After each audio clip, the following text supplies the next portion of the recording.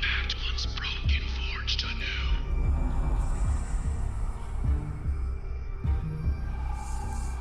Warlocks forged anew.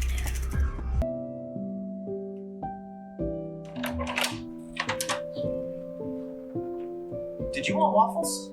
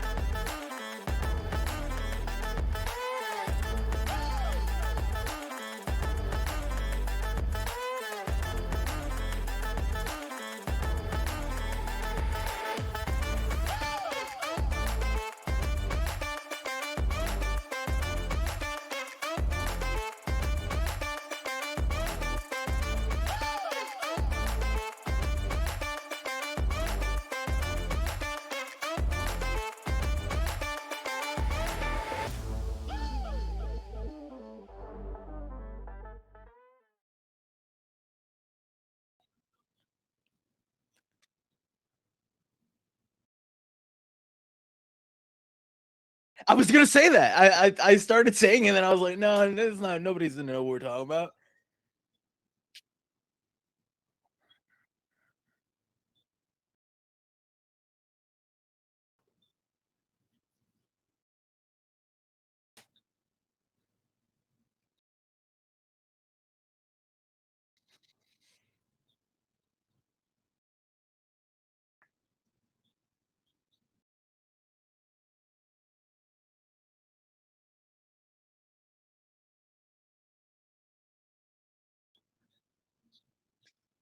I made, yep.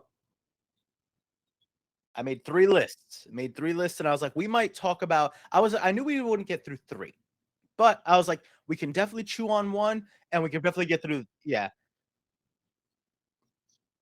correct. Is that trap of we didn't realize how passionate we were about something because I've done this thing in my life where I realize I'm not a great adult because I don't articulate certain things. I haven't had to articulate certain things. Oh, whoa! Has it been quiet this whole time?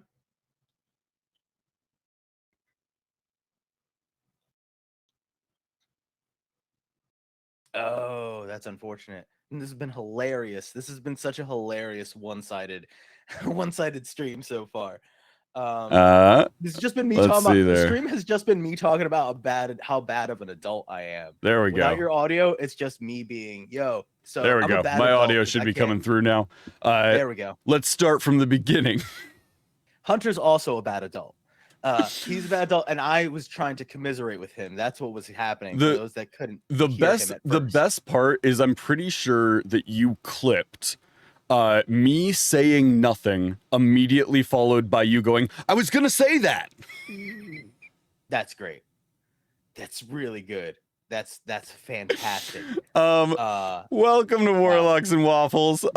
This is episode 2 of our monster ranking systems. This time it's personal, talking about elementals, which I feel like is a good choice for episode 2. This time it's personal, just because we're gonna have opinions. Like I was saying before I was so rudely interrupted by my own idiocy, the first time we did this, we had set up three different monster categories, and we were like, okay, well, we've got elementals, we've got aberrations, and we've got plants. We'll be able to get through probably 2 of these easy. Let's dive in. So we started with plants because we felt like that was going to be the easiest one to like knock it out and start the next one. How could we possibly have strong opinions about plant creatures? Turns out it's very easy. We spent a long time. You went into it knowing you had a strong opinion about one. I had a strong opinion about one plant monster that I was like, I like these a lot.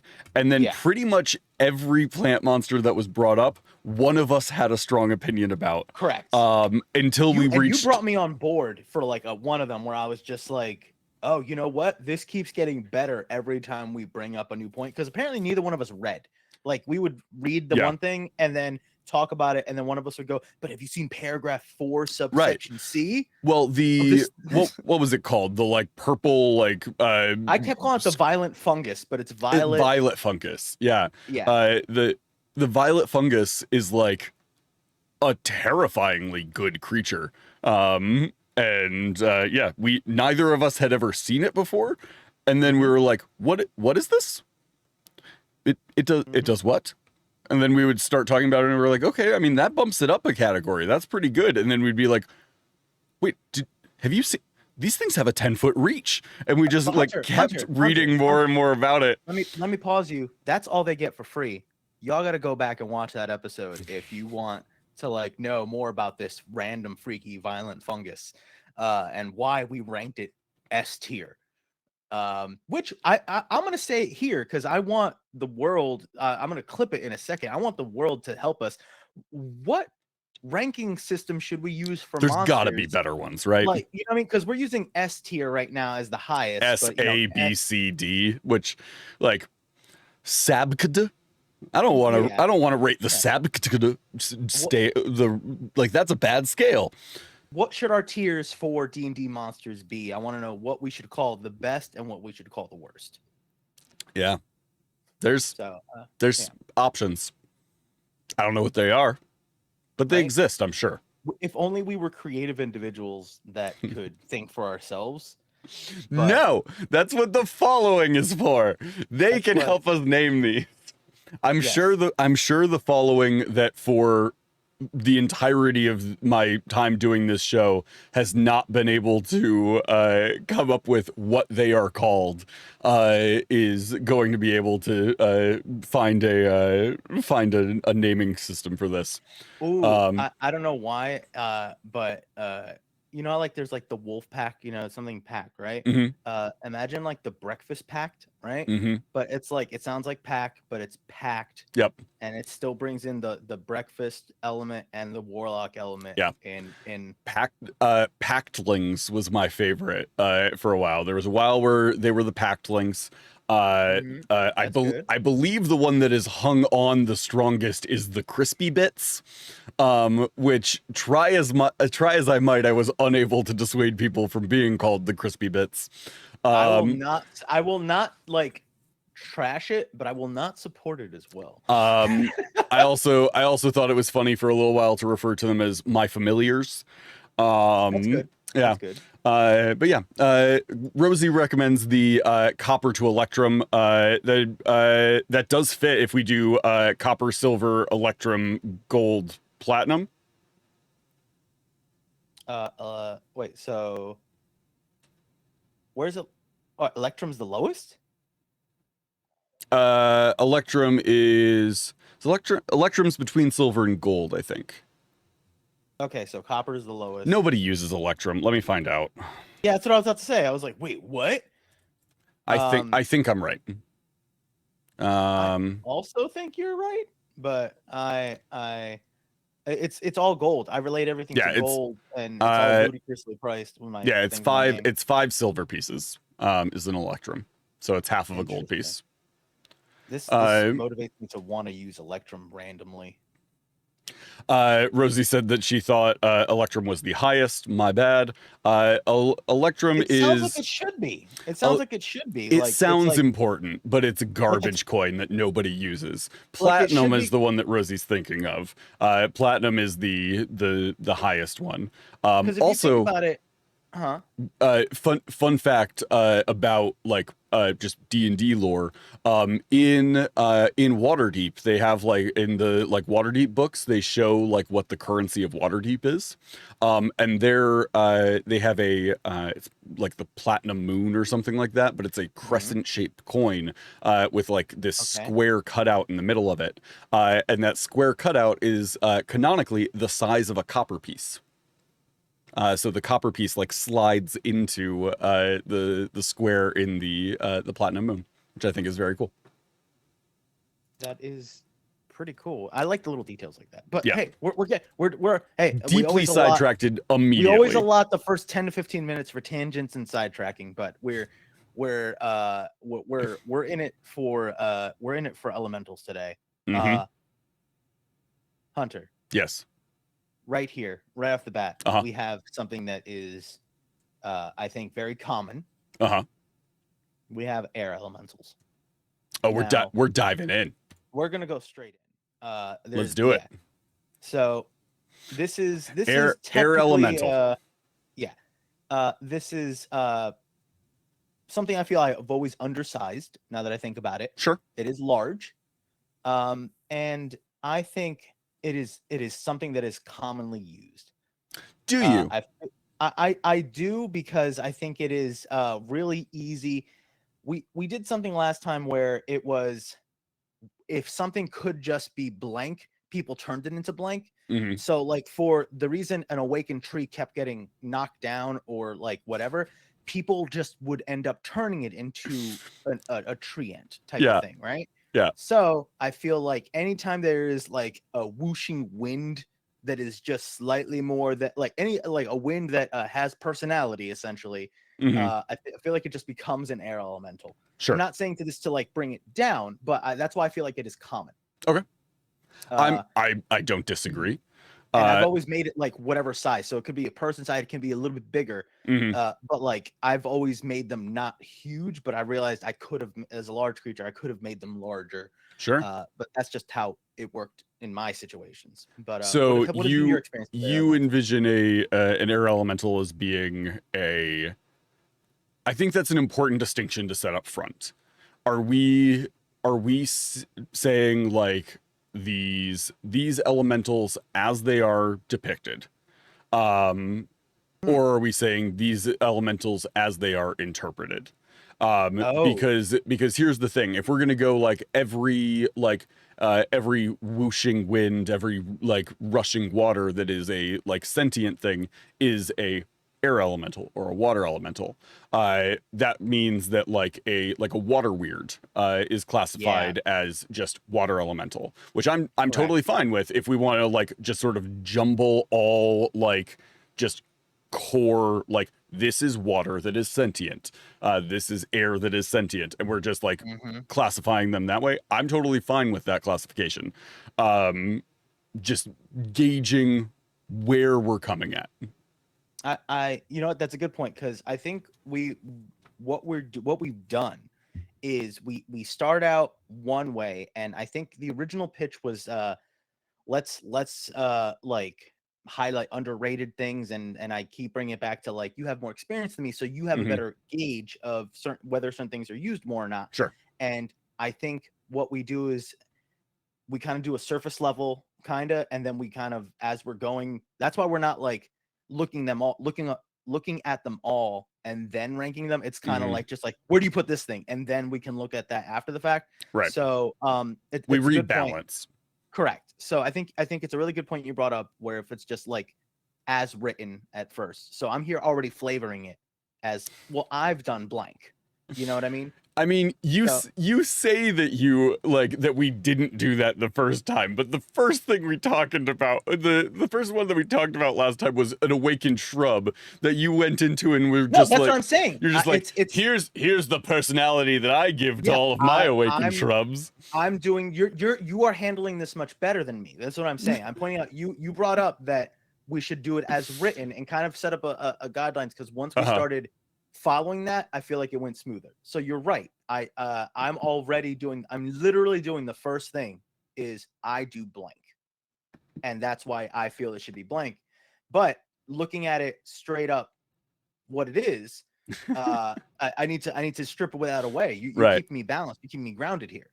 Now, I almost disagree with you on sentience when you were like air having sentience, because something I almost never see is like elementals talking.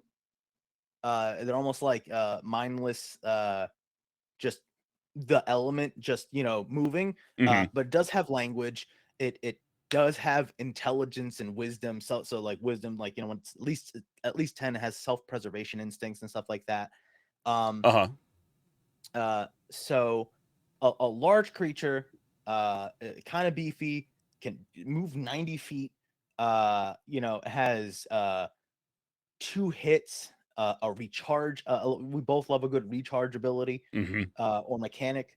Um, where do you think, on the D to S, where do you think it falls with So those that basic structure right there? so when I look at elemental, Hmm. my immediate thought is like if we're talking the core four, right? Water, Hmm. earth, air, fire.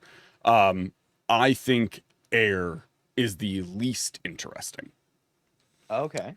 I think that they are like out of the others, they are the one that I have used the least, just because I Hmm. have the least interest in them and the least use case for them. Interesting. Okay. All right. Um, They're I the ones would I probably use the most, really, because um, there's always air. sure. I can always somehow wang jangle if I needed to, but like I can't, it's like, okay, fire, I can, yeah, and then fire. Earth, oh man, there has to be some dirt or something I can like form, and magic can just make things appear, but like I like it when somehow it seems like it's coalescing. Hmm. So it's just interesting that yours, this is the other way for you. Yeah. I like air elementals. I just don't have a use case for them in most of my adventures. Hmm. Um, I I would say C or B for me. Hmm. Okay. Okay. I don't think they're that interesting. Any of the core four elementals for me are less interesting than pretty much every other elemental that is on the list. There's not a whole lot of information. There's not a whole lot of like lore or anything attached to them. It's just a like it's a funneling cloud of whirling air with a vague semblance of a face. And then it's like that's about the extent of the information on an air elemental. They're just kind of like either creatures from the elemental plane of air that are sort of like just moving around and doing air stuff, or they are like summoned into being or created, and then you're like just serving whatever the thing that summoned you said. I I I agree with you where it's definitely middle of the pack or lower. Hmm. And I want to, in my brain, make that the mid tier, like the midpoint, and then kind of like use that, because it is the way you described it, as like, as far as like interesting, and Sure. we definitely have that factor into like the usability It of has magic, to, because right? you know what I Yeah. mean? It's just, you can just throw anything, whatever, you can reflavor anything. Hmm. So it's like you could reflavor this to do whatever, but that's putting, I know I like using anything that puts more tools in the DM toolbox Right. type of situation. So it's like, all right, that mental processing, I don't have to think about it. I can reflavor this to look like whatever I want, but they've done all this work for me. And you're right that it just gives you, it's air, it does this, and then here's 2 slams, and Hmm. then a whirlwind, and there's going to I be other things that do that as well. Right. I could be persuaded to do B over C just because I do like Whirlwind, which is their like recharge ability. For those of you who are unfamiliar with Whirlwind, each creature in the elemental space must make a DC 13 strength saving throw. On a failure, a target takes 3d8 plus 2 of bludgeoning damage and is flung 20 feet away from the elemental in a random direction and knocked prone. If a thrown target strikes an object such as a wall or floor, the target takes 1d6 of bludgeoning damage for every 10 feet it was thrown. If the target is thrown at another creature, that creature must succeed on a DC 13 dexterity saving throw or take the same damage and be knocked prone. If the saving throw is successful, the target takes half the bludgeoning damage and isn't flung or knocked prone. That's a cool ability. I do like Yeah, that ability. It has the potential to wreak havoc with a group if you play it right. yeah, and with those, whenever something has multi attack, I always say that it's an easy way to if you find a monster that is cooler or more powerful than your current level like Mhm. party can handle. It's just, well, it can use one of those two, you know what I mean? Or Sure. maybe it favors the whirlwind type of thing. So it does give you options. Mhm. And because those options, that's why I want to put it at B. Yeah. Like It's versatile. the richness of it, that's what makes me want to go lower, because I'm like, well, so many of the things we'll be able to blank, and we're gonna Mhm. probably get into those like those things. But as far as like, I think functionally versus like interesting wise, I think Sure. it is a balance. Yeah, So no, I I think am it's on middle of board. the tier right there. Now the next one is one that I keep forgetting exists. I will never forget these little dudes. I love them so much. I don't know them like that. But these are Azirs. Azer. Azers.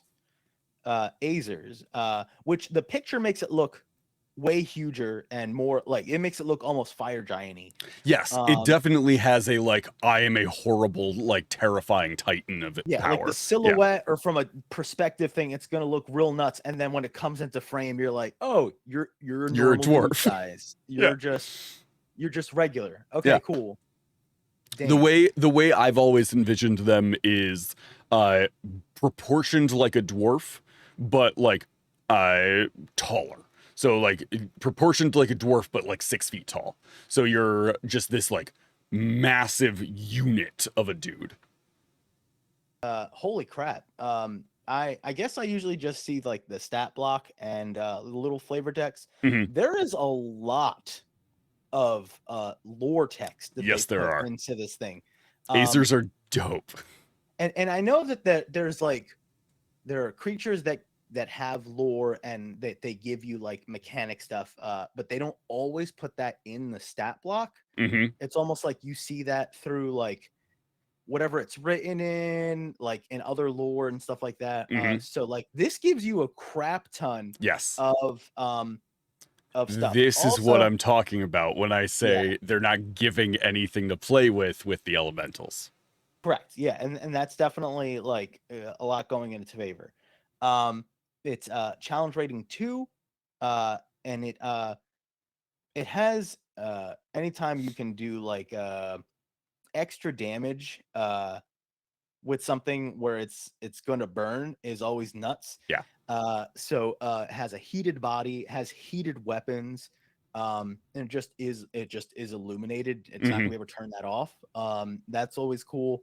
Um, I misread this. Okay, all right. It heats up whatever weapons. But I read it. I misread it for a second, where it's like, wait, does it heat up your weapons? Like, wait, what? Like, if you It hit doesn't it, if it you hit doesn't it, heat up your weapons, but if you hit it with a melee attack within Mhm. 5 feet of it, you do take damage. Yeah. Yeah. The one I'm allowed one tangent. I think that's how the rules we established. In Last night, the deep lore of this game. and yeah, Yeah. last night, semi-related, they were fighting flying swords, Okay. and the druid was just like, oh, I'm gonna cast heat metal on it, and I was like, well, nothing's dead. Like there was nothing can do. I was like, it melts. Like, what are you gonna Yeah, do? it can't take that off. It can't resist it. It can't take off armor. It is what it is. It just melts. Yeah. But anyway, That's really good. This thing heats metal. It is. It is immune to fire, which is, Yes. I was about to say. Of course.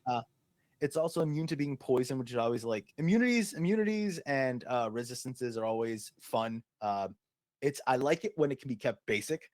It's almost like I don't have to juggle too many things to recognize, like, all right, so it can do blank. It's like fire, no good. Anything else is on the table. I would love to just dive into the lore that they have laid out here, because I do love the lore of the Azers. They are elemental plane inhabitants, elemental plane of fire. They are master crafters, expert miners, and sworn foes of the Ifrit. So these things hate genies. In appearance and manner, an Azer resembles a male dwarf, but this is a facade. Beneath its metallic-looking skin, an Azer is a being of fire, which outwardly manifests in its fiery hair and beard. They're also created. They are not born. They reproduce by having another Azer builds the like body for another one and then imbues it with some of its own internal flame. Which I think is just a very cool process. But they're all unique because they're all made by like a different artisan. The crafting process limits the growth of the Azer population and is the primary reason that these creatures remain rare. It's just because it's a long process to do. They live in volcanoes.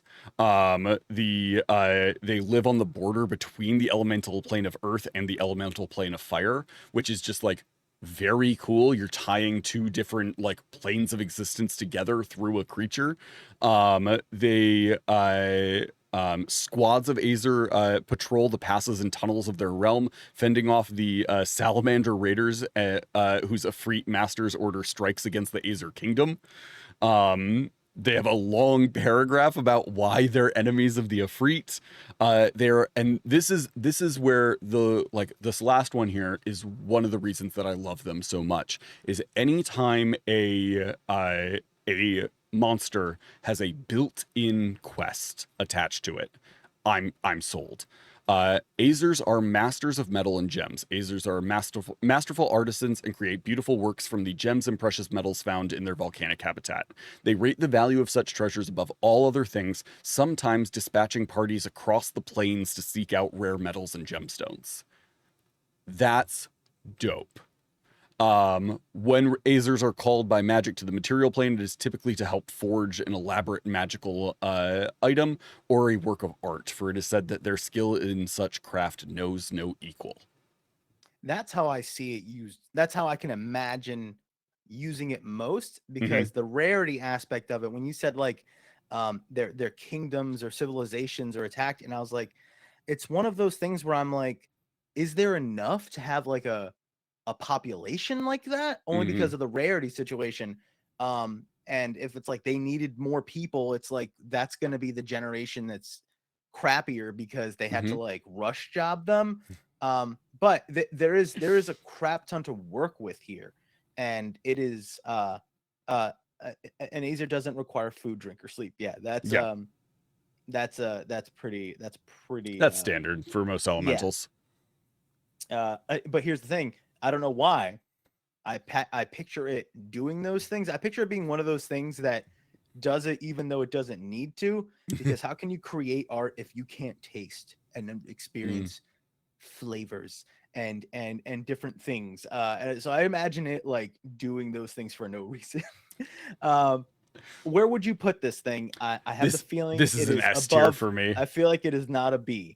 This is an S tier for me. It's so good, and there's so much there to play with. It's a good it's a good creature to fight against. It's a good creature to like have as an ally or a quest giver. It's a very good creature. I like it a lot. It's also not a super high challenge rating, so you can have them incorporated into your games pretty early on. Like you can have people encounter these pretty early in the story if you wanted to. I think one of the reasons I love these guys so much, and this gets into more of a personal opinions rather than the facts of the stat, but because they are like created and are like imbued with these flames and stuff like that, I had a GM that I played with at one point who treated them very similar to like hermit crabs, where the bodies are like the bodies are like just a husk essentially to hold the flame that inhabits it. And so there would be like, if you needed to make more of them, you could make more of them, and you could do them like smaller and less detailed. And so they don't need to be like, they don't need to be large and well made. They could just be these small things. And so the way he played them was that like if you were one of these Azers and you had been created and you were just like this small, like not particularly elegant crafted one, but you proved yourself, you would be like elevated. Things would either the one that you were currently inhabiting would be like reformed for you, or like when another one moved up into a larger one or died or something, and left a husk empty, things they would like move up into these bodies. So Okay. the way That's we really found cool. out that lore was that the an Azer NPC that we had talked with a couple of times, we ran into them again, and we like started talking to them, and they were like, I don't know who you are, and we're like, we've talked with you a few times. He's like, oh, do you think I'm this other dude? No, That's funny. I'm this guy. This is his old husk, and we're like, his what? And that's where he Wasn't sort of using it like anymore. expanded on the lore. But I always thought that was very cool, and it doesn't say that in the lore as far as I know. But like it's not a massive leap to arrive there. Yeah, no, I could if it needs to be created and it's inhabiting it, like if it moves on or upgrades or whatever, like Mhm. that still exists. So yeah, no, I completely agree. Um so this I don't, it's one of those because I think it's like when I'm just scanning, I look at it and it's like a just a visual. I'm like, I don't know you, and I didn't dive into it. Same thing with violet fungus. I didn't dive into it. I was like, I don't know what that is. Mhm. But going into it, I see all this. It gives so much. It's useful. It I see also no just reason to put it looks lower. super cool. Yeah, yeah. I think it's I would always reflavor things. So I Yeah. was just like, I don't know. I didn't dive into it. Yeah. But seeing it now, I agree with you here. Uh, I think it is one of those ones that is just such a gold mine of possibilities. It's also a lawful neutral creature, mhm. which is like cool. You don't see too many lawful neutrals in my opinion. No. It's an underused alignment for me. And like it's just I follow the rules. Like if that means it's good or it's bad, that doesn't necessarily affect me as much as like these are the rules that have been outlined. I stick to them. Things have an order and a place. Like that's a very cool dynamic to play with. I agree with you. Um, I like yeah, like a rule thing where it's like it has a logic, it's easier to mhm, understand. It helps me role play it in my brain. Like mhm. there's a checklist.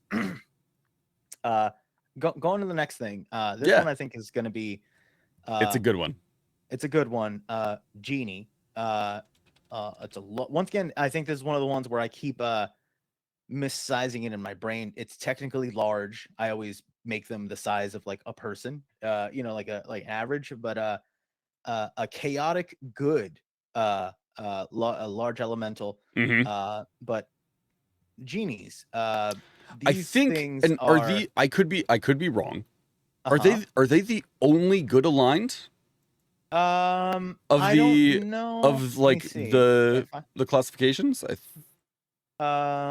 I you know what? Now that you say They that like are, that, yeah. yes. Because Everything's the neutral Marid or is neutral chaotic or neutral. The Ifrit is lawful evil. yep. And the I think it's Tao. Yeah, the Tao are neutral evil. But most things are evil or neutral, and that is kind of like kind of leaning into like nature, Hmm. and the elements are indifferent. Their scale of morality and stuff like that is like it's not, it doesn't follow conventional norms. Hmm. um so this I thing, I it's find it almost like interesting that that whole grouping of monsters are elementals. It's not something that I would have like originally assumed was a an elemental. I classify like but if I were just asked where do you think like a genie falls mhm, on the spectrum, I would have probably guessed fiend or celestial. mhm. It isn't where I wouldn't have classified it as an elemental, but it makes sense that they've put them into like there are four different types of them. Each one is tied to a different element. So the genie is air. I feel this. I flavored it one time as almost like to give it more of a, because it was a patron, a Mm-hmm. more like celestial archfey type of feeling. It was more of like stars and constellation-y type thing. It was like solar winds. I took the winds and really made it abstract, Mm-hmm. and went like, well, this is all, everything could be wind if it goes this far back type of thing. Um, but the art is like a blue dude with a beard. Yes. That's, and it's If coming out of a lamp. if you're not familiar with the artwork of a genie, imagine Genie from Aladdin. If he went through a really like rough transition where he started doing like mercenary work. Yeah, that's good. I was about to say, became a bandit. No, mercenary work is really good. Yeah. Yeah. What if it's just like he had to be yes. We have a good point. Genies originated in Arabic jinn, and were seen as like tricksters. Yeah. I definitely have done where because it's a chaotic good, I treat them kind of like an archfey. Like, well, no. You see, it depends on the genie. There is the kind that are like, I think we've talked about this on the show. The alignment that is set on a card is generally just like the average like guard is like lawful neutral or whatever. But like there are exceptions to that rule. There are some that are like, I do this for the good of the people, and there are others that are like, I do this because people keep paying me. Yeah. And it's all suggestions. It's the starting point of which way you can go and how much mental gymnastics you got to go to justify one way or the other. Right. But with Genie, it's interesting because I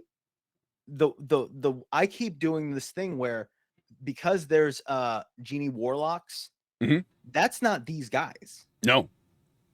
The like a Genie Warlock patron is like something amped up. You know what I mean? It is technically another creature. It isn't this thing.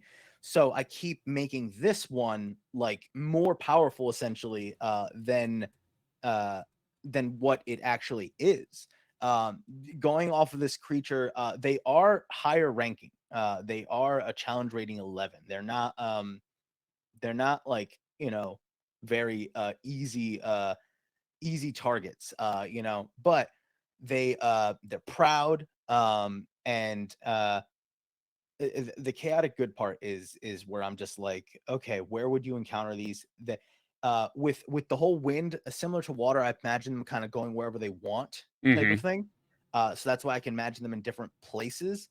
But it gives you, as far as attacks go, it only gives you it gives you a swing of a sword, which I'm like, okay, could be anything, but it's a sword. 3 attacks though. 3 though. 3 swings swords, of the sword. Yeah.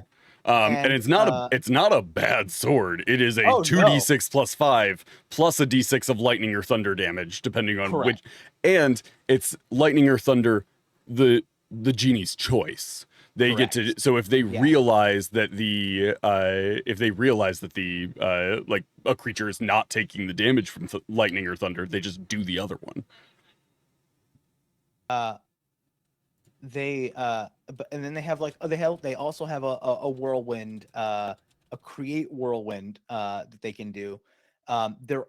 There doesn't appear to be a limit on that one. It's not a recharge ability. It doesn't look like it just seems like I'm sure that it's got to be something where it's using as an action, because it doesn't even say that. Yeah, I mean it's under the actions tab. So it is an action to use. The whirlwind lasts as long as it maintains concentration. It's 18, and then it can move the whirlwind up to 60 feet as an action. But the very cool thing here is creatures restrained by the whirlwind move with it. So the genie can just go and just make this whirlwind that just starts like sucking people up into it and move it around and like grab an entire party if it wanted to, as long as people keep failing the strength save, which is a DC 18, which is like above average. Based only on the whirlwind ability, it is, and here's where we're going to run into trouble with having the air elemental at a B, is based only on the whirlwind ability. It is better than the air elemental that puts it at least A. Correct. And that's just one ability. We're not looking at anything else. Correct. There's something funny towards the end where it says accepting servitors, and it's attitude towards, I think that's very interesting. Servitude. It's a very interesting outlook for a lawful or a chaotic good creature. Yeah, is very interesting. But what's interesting is because the way, and it's something like that makes me think that it is the larger level, like granting patron powers type of genie, but it's not. It's almost like it is the type of genie that can't do those things but acts like it could, because it talks about how it protects things in its employ. So it's going to have lower elementals, or if it's something grand enough where it owns a business, or it has an estate or something like that, it's going to have people under its employ, and it'll treat them kindly and stuff like that. But it almost is like about working for you, or like just taking you on, but it won't give you the magical benefits necessarily. It's not going to give you it doesn't have access to wish, which is something when you think of genies, 3 wishes type of thing. It can't do that. It could it can't, as written. Correct. Yeah. Yes. The other thing I think is interesting about the accepting servitors part of their stat block is they talk about how they believe that servitude is a matter of fate, and that no being can contest the hand of fate. They are more amenable to servitude, though they never enjoy it. But they in the bottom paragraph of it, they say that long-term service displeases a genie, and imprisonment is inexcusable.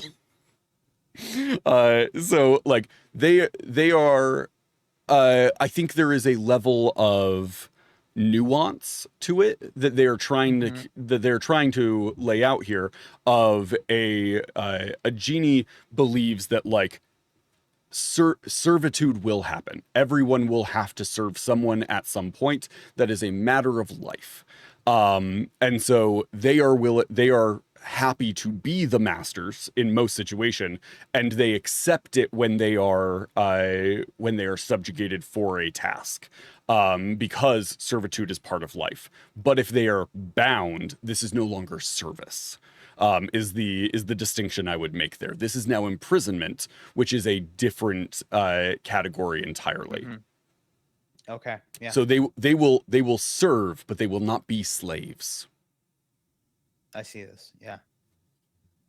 So we're thinking it can't be a B. If I feel like there are some. This is a fantastic monster. I love them. They're very cool. I don't think they're S tier. I think they are a strong A. But I think they are at least another classification above air. So I think air needs to get bumped down to C, and then a genie is an A class. I see.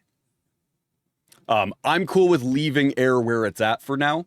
But I think this is going to cause problems. I want to strongly voice my disagreement with an air elemental being a B class. That's fair. I based off of the things that are here as written, options, ways we can go with it, and what it can do, I think it is up there. There is a little bit more of an interesting type of mechanic where you don't see as much with the Azers, so that's why I can see it eking out in front of it. But sure. I can see the greater use case for genie, but I'm okay with leaving it A for right now. I can see it being an S tier. I do think that it is a very interesting creature. I'm fine moving it to S tier for now and leaving air at B. Okay. That's fine. Because I do think it's a very interesting one, and they're like any of them that have more lore added to them is more interesting to me automatically. Okay. So I also like the first like paragraph of description of them where it just says that they are attractive, tall, well-muscled humanoids with blue skin and dark eyes. It's like whoever wrote that line is horny for genies. yeah, somebody's definitely horny for genies. Somebody was like, "Oh man, these guys? Okay. They're attractive, tall, well-muscled humanoids with blue skin and dark eyes." But like I immediately think of if there's there's two genies in my brain, right? Mhm. There is the genie from Aladdin, Uh-huh. and there's Genie from I Dream of Genie. So like there's only two in my brain. Both very sexy. Yes, very sexy. But with that description, Genies are universally sexy. But it's just so funny because now, like, with that description, I'm imagining. Have you seen I Dream of Genie? This old show, like, Yes, very old show. So here's the thing, Junie. Okay. Hard tangent. I did not have cable for the entirety of growing up. I might have been graduated from high school before we had cable. It just was not something that my parents ever like saw value in us having. And so what my parents would do is they would buy the box sets of old TV shows. So I have seen all of I Love Lucy, all of I Dream of Genie, all of Bewitched, all of like there's just all of these like iconic like old TV shows. Green Acres, The Jeffersons. Let's go to all of TV Land, everybody. Okay. I just watched a lot of TV Land. And watched the Andy Griffith Show. I've been to the real Mayberry, the town that like inspired the town from the Andy Griffith Show. There's so many. What's the other one? I don't know. But yeah, there's so many great shows from that era. If you are sleeping on TV Land, go watch TV Land. It's great. There's so many good shows on there. There's definitely stuff in there that's like not great, but like there's a lot of good shows in there. Like it's obviously like watch it through the lens of like it's a long time ago. But context. I Dream of Genie is a very entertaining show. Bewitched is one of my favorites. It's just very good. But let's go to this next one real quick that I don't know if you're gonna know what it is off the top of your head, because I had to just Google some art for this one. Do you know what this next one is after Genie? That is it's hard to see from the artwork. That's very small on my end. That's good because I had to Google it. This is a dust devil. Okay. So a dust devil is usually occurs and land within 6 miles of a blue dragon lair, so it has some fun juicy lore that gives it proximity. Do they give a reason for that? Hold on. No. And the next bit just says a funneling cloud of whirling air with a vague semblance of a face that can turn itself into a screaming cyclone. It's just an air elemental. It's a dirty lightning. It's a dirty air elemental. It's a dirty lightning air elemental. So it's like gonna be lower than it because it's just like. Hey, you know what? It's same. I'm just a big dirty air elemental. It's funny, but like it's one of those things where like in video games. If you fight a slime and it's just like this creature that looks like this, and then it's like you go to the next area and it's just like a Teflerian slime, and it's just the same thing but green, and it signifies that it's harder. It's like that's to signify this is a slightly harder air elemental. This is something I've always wanted to do, what I pretty much do anyway, but like instead of having so many monsters, if there's things that are just the same, make them either like almost like Pokemon evolutionary style situations where it's a different category of that same thing. Sure. So this is like an air elemental that gathers dust and things. But I always have an air elemental kind of pick up whatever's around anyway. If it's pages, it's a sandstorm. Is essentially what it is. Yeah. Yeah. I Does do it just want it go- to be known. I tried to pull up Dust Devil on D&D Beyond to like have the stat block in front of me, and my brain is bad at D's, and so it wrote Bust Devil instead, which is I believe called a succubus, and is and not what I was looking for. Yeah. So, found it. Dust Devil. So I'm on the page now. I've got it in front of me. he just left that bookmark for later, Yeah. everybody. But there's Don't also Google another it. point. Yeah. Oh God. But that's another point too, where it's like you'd think that this would be near something where it something earth, like it's something that would be like near the border of like the earth and air elemental planes. Instead, it is usually occur with usually usually scour the land within 6 miles of a blue dragon lair.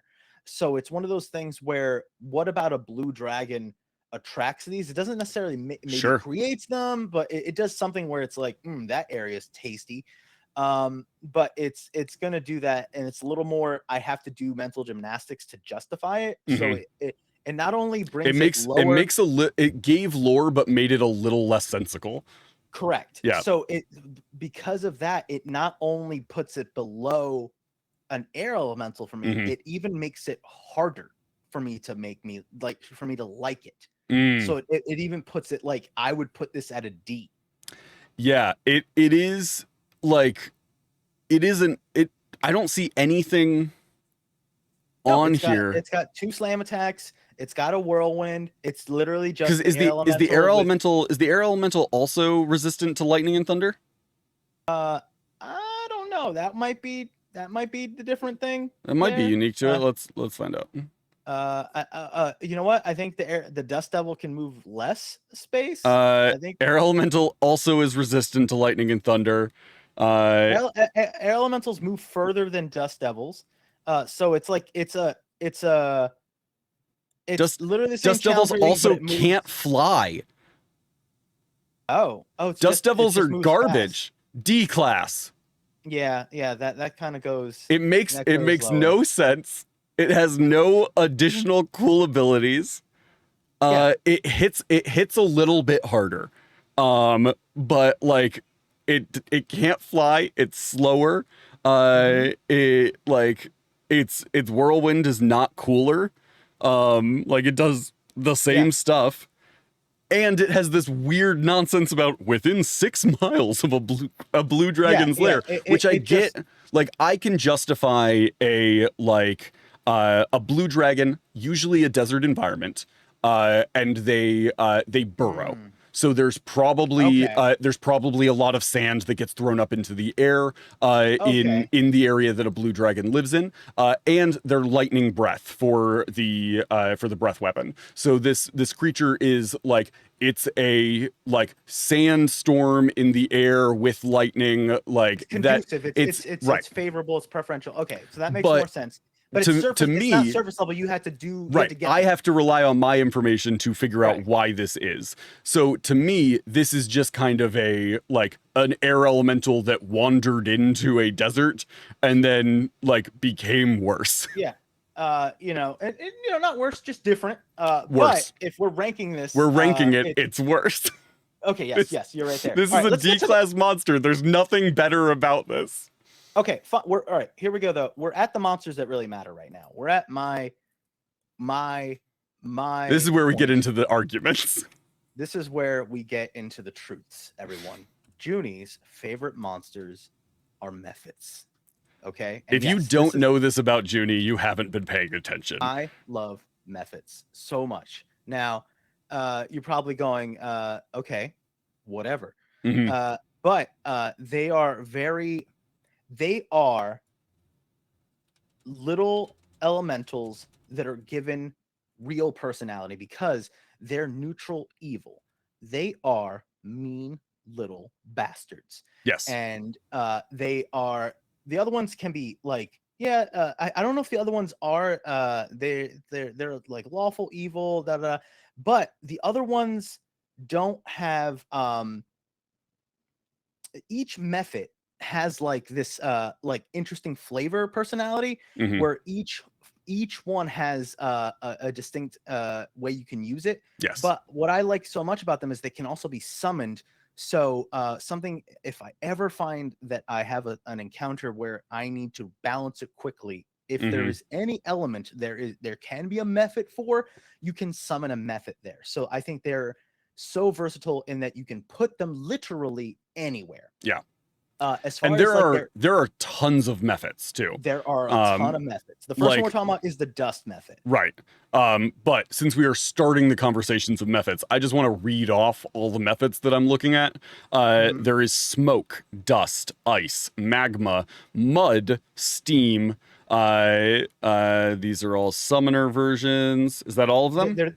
Yeah. Steam, magma, ice. So they have the, like, they're not quite the regular element. It's like for earth you have dust, for fire you have smoke or magma, for water you have ice, from earth you have water has ice or steam, and then earth has mud. They're all kind of like two different elements together. So you have like mud, which is like water and earth. You have steam, which is air and water. You have magma, which is earth and fire. Ice is I would say water and air, earth. Water and air, or devoid of fire. That one could be like the deepest trenches of well, actually, what about water and, because water and earth make mud, but imagine like solid water is like, I don't know. So I'm just imagining like I don't know. It's definitely it's a weird one. Does it say in ice is my favorite. But I think anything that's ice is usually a water elemental. Air and water is what it says for ice. Okay, so super cold. Yeah, you use air to cool water, so it makes it super cold there. So steam is fire and water, not air and water. Okay, yeah, that makes sense. So going off of the dust method first, this one's little personality. They're all neutral evil. They are all kind of mean. I love the additional, like, the personality of a dust method. It's stupid. They all have less than all the things we've ranked so far, but they can be placed anywhere, and they have like these summoner variants where essentially they can either summon more, or because I misinterpreted it, and it's essentially I made it where like I can summon them. So I'm like, okay, I can summon them for anything. So that means like they can summon each other. That means anybody can summon these things. And they could potentially, if you use the summoner variant, they can spawn off more. But they all have basic claw attacks and some sort of breath weapon. I think there's only one or two that don't, but I think they all have some sort of fun breath one. And the dust method has a blinding breath where it just basically has pocket sand. It just kind of like throws sand in your eyes. Junie, you just said something that blew my mind. The summoner variant in my head has always been the variant you use if somebody has summoned them. Oh no! Yeah, that's what I thought too.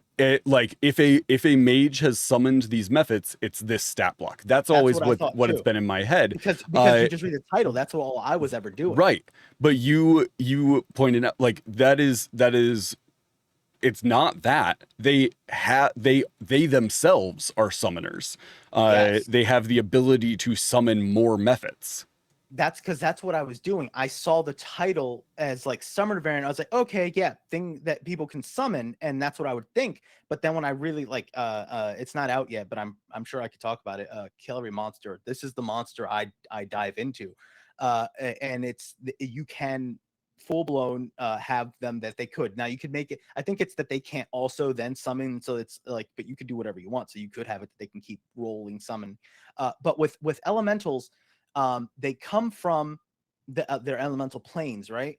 And when they die, it doesn't always mean that they die. It's kind of like a demon situation where they just go back. sometimes. It's like the energy never is fully extinguished. It goes back from whence it came. So the possibility of you killing a Mephit and it going back Yes. and you encountering that Mephit again is plausible. Mm-hmm. So it creates, like, you know, it's this transference of energy. It's never going to technically die situation. So these are composed of air and earth. Dust Mephits are drawn to catacombs and find death morbidly fascinating. Now, that is the line that for me morbidly is fascinating. such a fun way to like turn these. Correct. Because if But I also, think if I think of a morbid fascination with like death, right? Mhm. The character that comes to mind is Count Rugen from The Princess Bride, where he's like, "I've just sucked 4 years of your life away. Now, how do you feel? Spare no expense." And just like takes notes on the pain. And Wesley's just like, and it's just like, Yeah. fascinating. And it's just like writing it down as like, that is a morbid fascination with pain and death. Yeah. The other, I'm so excited over these that I keep glossing over things.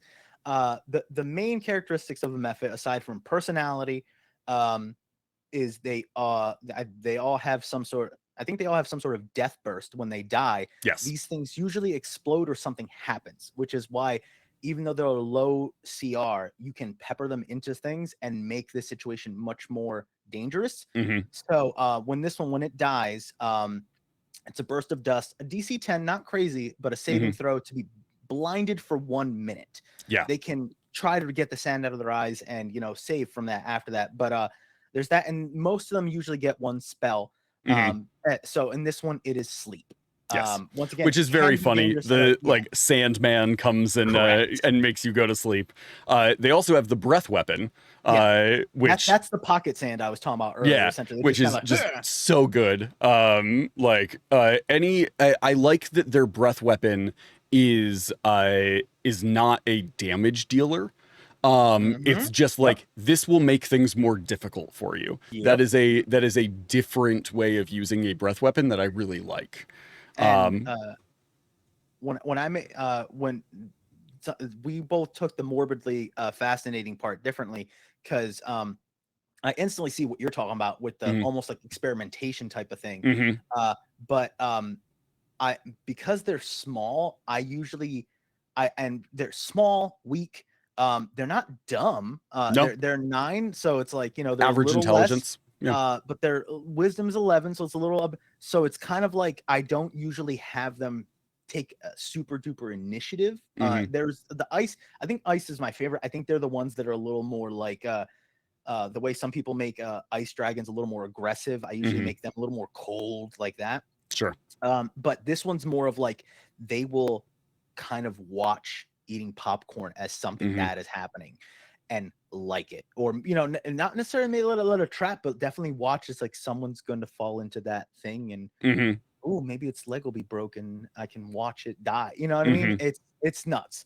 I'm going to make the called shot now. I will never rank a Mephit lower than an S or an A. I will say that now. Only because they can be used anywhere by anyone. Each one has a personality, but it gives you enough where you can go in any direction. Right. But it gives you something. It doesn't give you something you have to do mental gymnastics for. It doesn't give you a lot of lore where you have to go like, all right, this fits my setting, or like I have like all this. You can make it go anywhere. Right. And I've been on record saying that like anytime there's like a little goblin-y guy, I love it. Like anything that I can classify as a little goblin-y guy, I'm into. These are little elemental goblin-y guys. I am on board with this being an A-class monster. I do think that I think I would be hard pressed to rank any of the Mephits as a S tier monster, just because they lack some of the like. There's not a whole lot of lore. There's not a whole lot of like unique abilities that they can use. But I do think that they're fantastic and versatile, and for that I will give an A for sure. Okay. I think S tier is a hard sell. You just really like methods. It's fine. You're wrong, but that's okay. I will say on the topic of dust methods, I Mhm. immediately like reading this over. I immediately want to run like Tomb of Annihilation or like Temple of Elemental Evil or something like that. One of those like notoriously we're going to TPK in this dungeon vibes, and just put a little holes in the ceiling through the whole thing, and there's just like a group of like a hive of dust methods that just lives in the ceiling and just sort of like walks around and heckles the adventurers down below because they're just there to watch them die, and so they just keep like sending out invites to this dungeon that the adventurers will come to and then go through the dungeon and die in horrible ways. This Like brings just up something. two dust methods that are just up in the rafters, being the old men from the Muppets, just heckling them the entire time they're going through Tomb of Annihilation. There's something I'm curious about. In your games, are you strict on sticking to the languages that things speak? So that way that the party has to like overcome that barrier of difficulty. Like it can make somebody feel special because they speak that one Sure. language, or it's like, oh, they gotta really like pantomime and Yeah. like figure it out, and there's a language barrier. It Or do you just go, it speaks common? it depends on the creature for me. Like for the most part, if they were just fighting methods, I'm gonna be like, yeah, like these guys, they speak Aran and Terran. And so you're like fighting against them, they're taunting you, you don't know what they say, but you know it's not good. Like that sort of vibe. If there was one that I was like, I want this to be like more of an NPC type vibe, like I want them to be able to interact with the party, I'll probably give them common, or I'll give them like another language of like whoever summoned them there, whoever brought them there is like they've spent enough time with that person to like pick up on the language. So maybe they have like they speak Aran and Terran, but they speak like broken Elvish or something like that. And so Okay. they're taunting the party in Elvish, and those two party members who speak Elvish are able to like know what they're saying. Okay. Usually I won't just be like, yeah, they're speaking common. Like I'll usually choose a different language of like this one used to like roam the dwarven mines, and so they speak like a little bit of dwarven. That makes sense. So I like going like, if you give something almost like a mini backstory in your brain, giving it that thing that makes it make sense there. Right. So that way that they don't have to like, no, that doesn't make sense, or like that's Right. the DM shenanigans. Yeah. Like my base language is English. But like I've spent time in Ecuador. I lived there for the better part of a year. So like I kind of have Spanish. Like I took a couple of years of it in high school. I can kind of communicate in it. It's not good. And half the time, if somebody speaks Spanish at me, I have no idea what was just said. But sometimes I'll be just walking through a grocery store and hear Spanish and know what was said and be like, if you asked me to say those words in Spanish, I would have no way of communicating that to you. Like that's sort of the vibe of like, they might pick up on a word here or there, and they might like be able to communicate a word or two. All right, I'm with you. So yeah, dust methods are S, but let's see if we can for some of these this is one of those ones where we know we're gonna run long, but Right. do we finish the list or do we cut it at a certain point? I would like to try and get through as many of these as we can, if you Okay. have the time to do so. I do. So I just want to make sure I respect your time and viewers' time. I technically had Monday off of work, and then knew that if I didn't do work, I would have just an absurd number of tickets to come back to. So I just worked all day on Monday essentially. So I have like some flexibility today. Okay. So going to the next one, we got Earth Elemental. Surprisingly, I feel like it does give you maybe it's just my imagination that it gives you more. I think it doesn't. There are differences between the earth and the wind. There's a little bit more context here for Yeah. the earth as opposed to the air. Same challenge rating, but harder to hit, more hit points, moves a lot less. Yes, has a speed of 30, but burrow speed of 30 as well, which I love a burrow speed. And it gives you the because at first I was like, oh, you can see it coming, so like almost like a Bugs Bunny burrow through the ground thing, but it's an earth glide, so it actually kind of like it magically fuses through it, unworked earth and stone.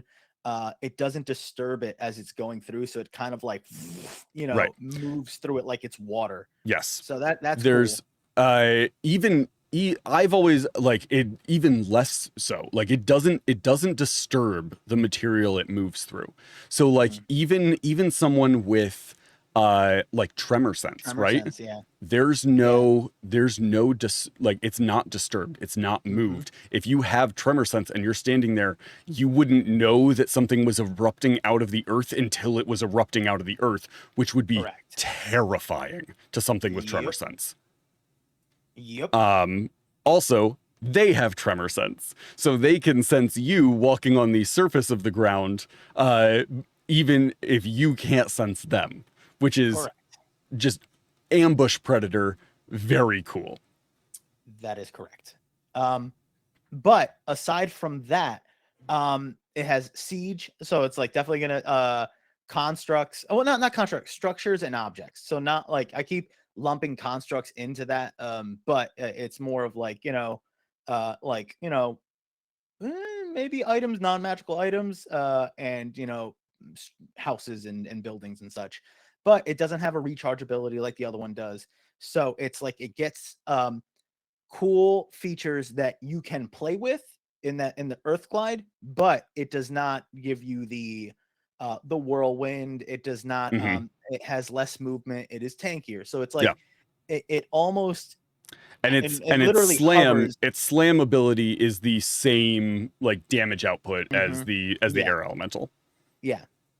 So it's one of those things where it kind of goes like up and down, and I feel like it's the same as the air elemental. It's almost like the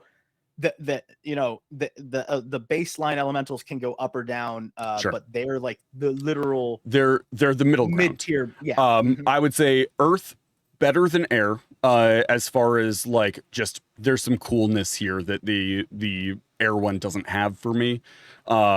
In the description, it says that the elemental plods forward like a walking hill, club-like arms of jagged stone swinging at its side.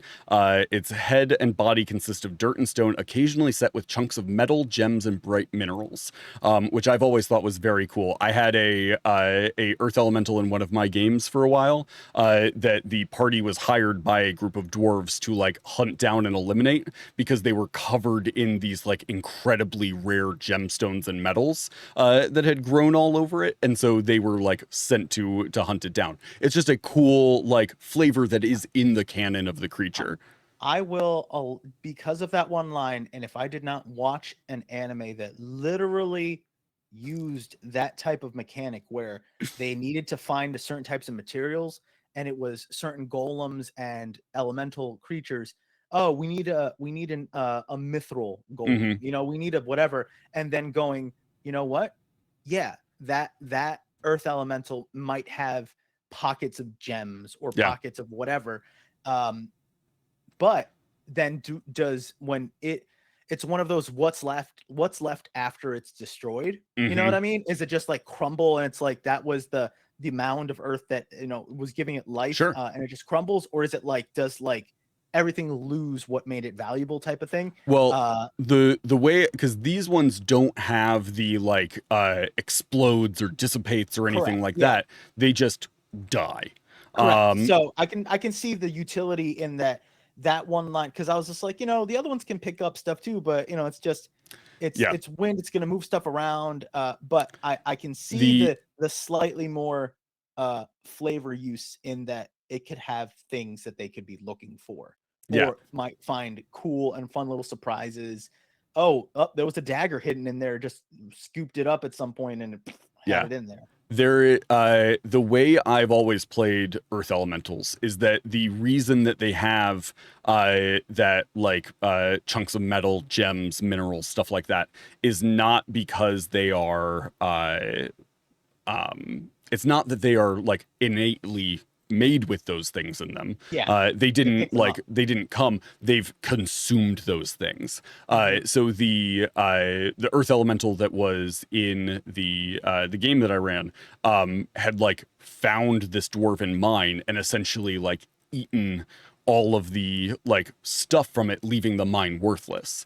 And that's why they were like being sent to hunt it down. So when they found it, it had just like engorged itself on these like metals and gems. But yeah, there's like so much that you can do with that in a story context, where I feel like an air elemental is going to be like, okay, it's a cyclone, like it can pick stuff up. So like it could go through and like you could have a story where like something was picked up by an air elemental and it's like stuck in there. But also it's not like the genie's air elemental or the genie's cyclone where it doesn't take things with it. It throws them away. So worst thing that's going to happen is with an air elemental is that it picked something up and then launched it far away. Whereas the earth elemental is just like taking stuff with it. Yep. So yeah, I think earth elemental above air, but I agree, still a B class. Yes. I think that's how I would do it. And you can put them next to each other, almost like left to right is higher to lower type of thing. So yeah. I'm with you there. I will say, siege monster, very cool. Does double damage against objects and structures. The fact that it can burrow as well. If you have a couple of like powerful earth elementals on your side and you are trying to like break into a city, having them burrow under the gates and then erupt up through it, ripping into it, is like very powerful. Yeah. Oh God. Yeah. Now we have something that is the first line. I keep forgetting that this line is the thing, but it's the hulking genies of the fire elemental plane. These are 3D here. They're big boys. They are fire genies. Challenge rating 11, same as the Jinn. Different spells, no wish, no flaming wishes, which I think now would be kind of funny. But similar, less doesn't make 3 attacks. But what I think is cool, it can use its ranged. It has a scimitar and a hurl flame. Yeah, where a 5d6 fire damage that it can use twice. Yeah. So that kind of makes it pretty nuts. This is interesting that they describe this like this, but it has elemental demise, which I feel like should just be on any sort. Like I don't think Genie have this. Does it have elemental demise? It does. Good. All right. Yeah. If the genie dies, the body disintegrates, but it leaves behind whatever it was wearing or carrying, which is if you were to have an Afridi or a genie that like kind of existed in the world, or like, you know, almost like you could roll to have what do you think they acquired during their time there? And it could be like a fun drop situation where it's like, oh, they also had this, and you're like, that's random, but it's like you don't know how long that thing's been here. You don't know who else they've taken like, you know, things from. It's smart, it's wise. This is not like you know, just a monster. You know what I mean? This is something that has personality. It's lawful evil, so it's not going to just do things to be mean, not like the S tier methods, but it is going to, it has rules. And where do you think this is at? I mean, I love an Afridi. They're just very like very interesting from a like lore perspective. Like some of the things that I want to highlight here, whereas the genie had the like service is a matter of like fate. Like This is you will the serve. opposite. Yeah. The Afridi have the spiteful enslavers. They view all other creatures as enemies or potential serfs. They raid the material plane and the elemental planes, bringing captives back to their home. They are oppressive tyrants towards those they force to labor for them. They are also planar raiders. They attack other planes of existence. Like they are so interesting from a like from the perspective of just really intense opponent if you are up against them. It also, just from reading, like just reading their page, it's very clear why the Azers don't like them. Yeah. Oh, definitely. If there wasn't the part where like they were constantly at war, it's almost I would have flavored this as the relationship between the two as like they treat everything like garbage, and they treat Azers as like we give them slightly preferential treatment because they're harder to get, whatever. We can't break them or else they can't make the things for us. So it's almost like It's my favorite toy. Yeah. Yeah. You know what I mean? I give that one some leeway to move around, but he knows what it is. Right. He may not be in my house, but he knows where he belongs. I like my phone, so I put a case on it. Like that is sort of the vibe of like I protect this one not because I care for it, but because it would be difficult to replace. Yeah. Um so where would you put this guy? Oh man. I would say A or S tier. I could go either way here. I agree. It's funny that it really tries to put these as like anti-genies, but like still put them in. They seem like they're clearly in conflict. Correct, like a yin yang situation. And so that's it's interesting because if I do that, then it's in the way that I constantly struggle to not make regular genies what do you call it, like whimsical archfey patrons, then this would be like a not mean, but like an evil patron. You know what I mean? Like a patron where it's like a warlock patron where it's going to give you stuff, but it knows, yeah, you're this is a pact in that like I own you kind of pact. It's one of those like I'm not loving this. You are allowed to use these abilities and like continue doing what you want to do only because it aligns with what I want you to do. But then we're doing that thing right where we're making it something it's not, because a regular genie can't do that. So it's like this isn't a wish granting whatever genie. This is like, you know, I will say though, type of thing. I will say though, the like let me pull it up to make sure that I'm not mistaken. The magic item in a 3D bottle is a brass bottle. You use the action to remove the stopper. Cloud of thick smoke flows out of the bottle. At the end of your turn, the smoke disappears with a flash of harmless fire, and an Afridi appears in an unoccupied space within 30 feet of you. The first time the bottle is opened, you roll a percentile. There is 1 through 10, the Afridi attacks you. After fighting for 5 rounds, it just disappears and the bottle loses its magic. An 11 through 90, the Afridi will serve you for 1 hour, doing as you command. Then the Afridi returns to its bottle and a new stopper contains it. Or a 91 through 100, the Afridi can cast the wish spell 3 times for you. It disappears when it grants the final wish or after 1 hour, and the bottle loses its magic. So they are capable of casting it. It's just not on the stat block. And well, then, you know what's funny? Then I wonder that there's a few things where this might be like a genie from Aladdin situation where the Afridi isn't the thing necessarily. It's kind of like the bottle, like the way the lamp gate, like, you know, Jafar was like Jafar, like going to genie. Let's go into Aladdin lore real quick. He was an all powerful sorcerer, and he's like, I want to be a genie. So he turned into a genie. He was all powerful, but then he got bound to the lamp. So it's like, I almost want to say the Afridi bottle isn't. I feel like it could also be used on Jinn. Like it's almost like it creates a genie.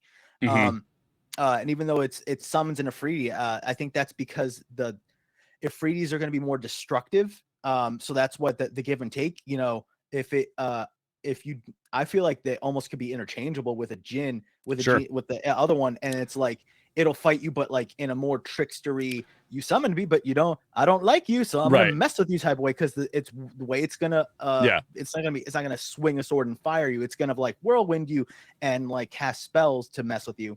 So but it might cast a wish. Yeah. In the actual, like, because there are like the 4 different types of genies, but they're all genies. But they're not all in here. They're not all in base rules, because I just looked for Dao. Right, you're thinking of Dao as the other one. No, so there's 4 different types of genies, but they're all classified under genies. In the actual genie write up, which is like, this is the stuff that is true about all genies, not just like the individual ones.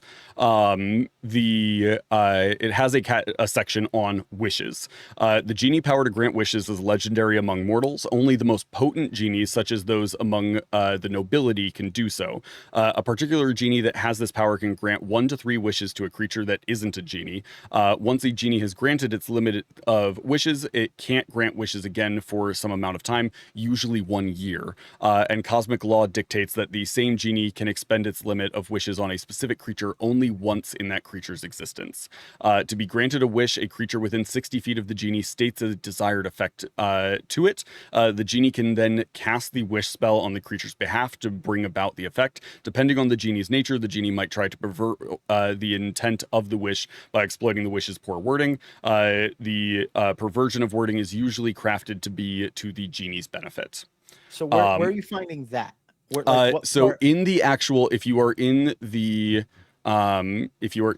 actual monster manual book on D&D Beyond, there are like sections in there that are like specific, like category sections as well. Okay. There's also some additional information that gets put in there for like different things. But this one specifically has a category on wishes, which makes sense because like it's wild that it's not mentioned in the other ones when like it's a well-known part of their lore. That is interesting. But then is it one of those things where we have to do the mental gymnastics to go, we got to look for that thing, and factor that into it, or do we just go off of the as written, like, intent? They know they're genies. Genie goes to wishes, or is it just like this thing doesn't say anything about wishes at all? So I would say it is technically written. It is in the core. It is just not on the stat block in D&D Beyond. Correct. Like if I open up my monster manual, there would be that section in there.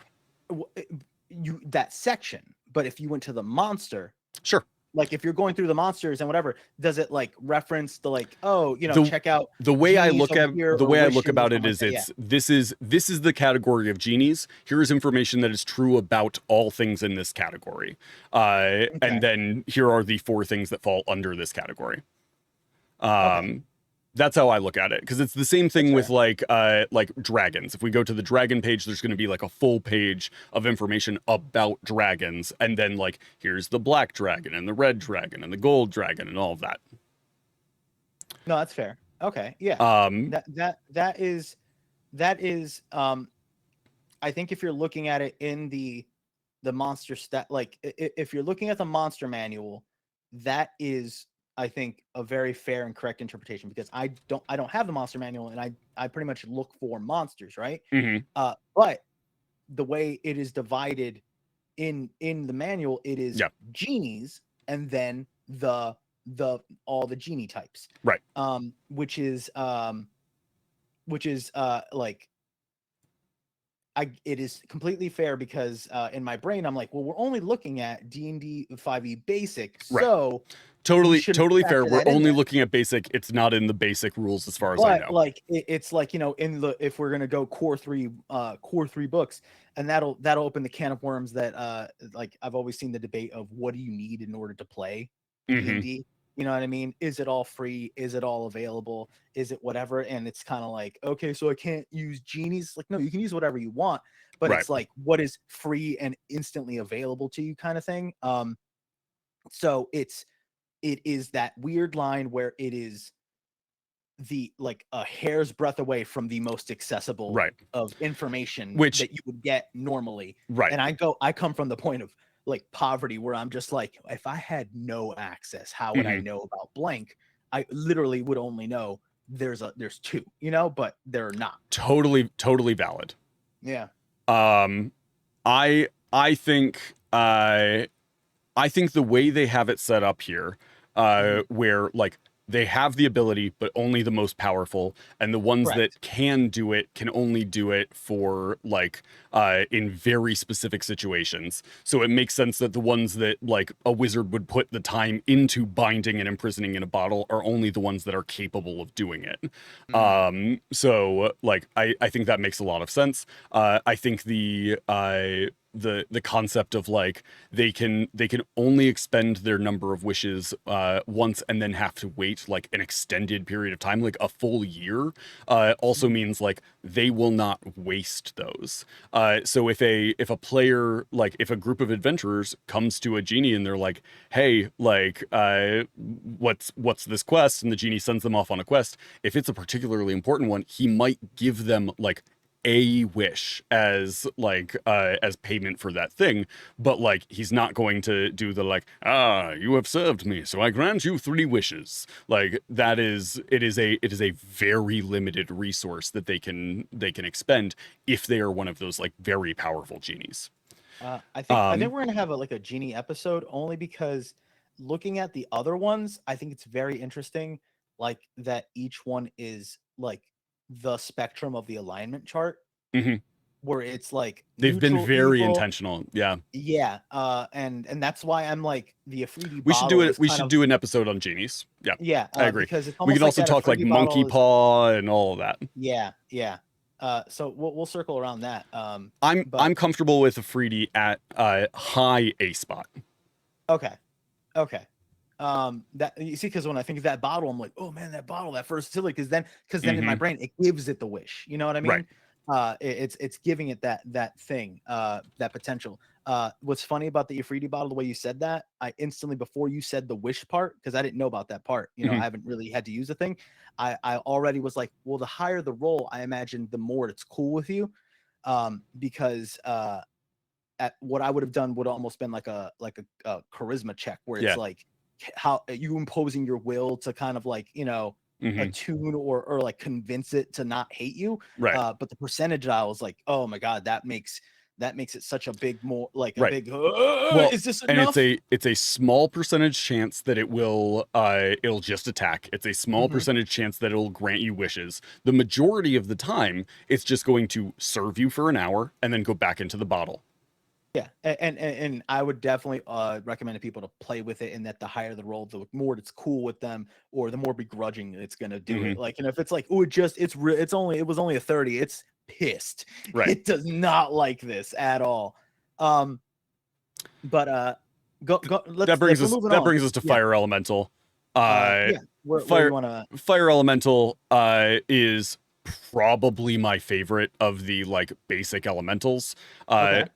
Just because I like fire. But like it has the like fire form thing, so it can squeeze through a space as narrow as an inch. Creatures that touch the elemental or hit it with a melee attack take a D10 of fire damage. In addition, the elemental can enter a hostile creature's space and stop there. The first time it enters a creature's space on the turn, the creature takes a D10 of fire damage and catches fire until someone takes an action to douse the fire. The creature takes a D10 of fire damage at the start of each of its turns. Like, that's crazy. It does. I do like that it has for every water susceptibility, for every 5 feet of elemental, the elemental moves in water, or for every gallon of water splashed on it, it takes 1 cold damage. Like that's very cool.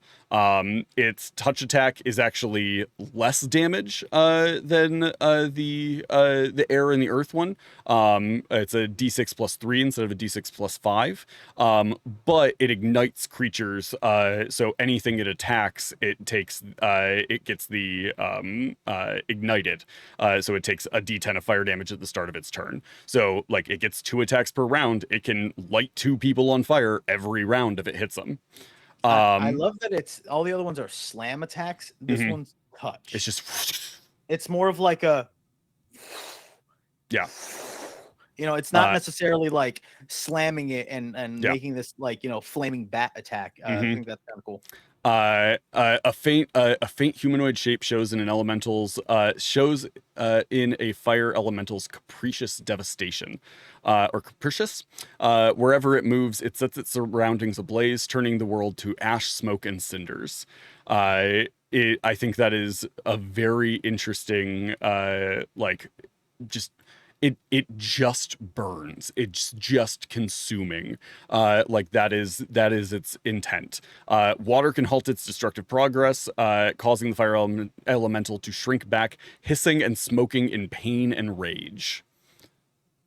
What I like about this is they obviously tried to toe the line between all of them. They're all challenge rating 5s, and they give and take things. I feel like this one gives more than it takes. Do you? Only because like it's other ones kind of can disturb the area. Sure. This one actively it consumes it. Yeah. It's going to. It like, oh, the whirlwind threw some papers around. Oh, it doesn't disturb the earth, but like, you know, it slammed, so it knocked some things over. Maybe it crushed something or it broke a wall. This thing is setting things on fire that's doing like irreversible damage. Sure. That can spread beyond itself. Absolutely. You know what I mean? Yeah. You summon a fire elemental in a tower. It is going to light that tower on fire. Yeah, and it's one of those things where it's the only one that gives it like this it's an obvious like the water susceptibility. But the other ones don't have like a clear weakness. Yeah. And when I think something gives you something like that that's obvious, it's both good and bad, you know what I mean? Sure. But it outlines it. I try to go how new player friendly, new DM friendly this is. And it's not one of those, oh, it's fire, so water can do it. It outlines that for you and even gives you like, hey, there's math. Sure. So it was like, oh, do I double the damage? Do I roll for damage? It's like, no, it does a 1 cold damage for whatever type of thing. So I kind of rank this in my brain a little higher. Sure. Either like on the high B or low A type of situation compared to the other two. Yeah, I mean, I will say it has it has a movement speed of 50, but it doesn't have a fly speed still. It doesn't have a burrow speed. It is just 50 feet across the ground, which is a little like interesting to me. I would like a fire elemental to be able to like fly through the air. I think that's very cool. But like I get that that's not the intent here.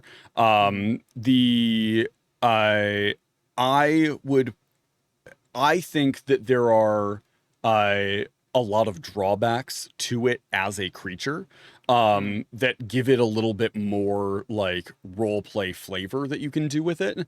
Because like you have a bucket of water, throw a bucket of water on it, like you're doing something. Like if you're being chased by them, cross a river. Like there's things you can do. It'll take damage if it tries to follow you. I feel like it's the most fun for an encounter in that there's so many ways that a player can do something to deal with it, interact with it, or like have to react to it.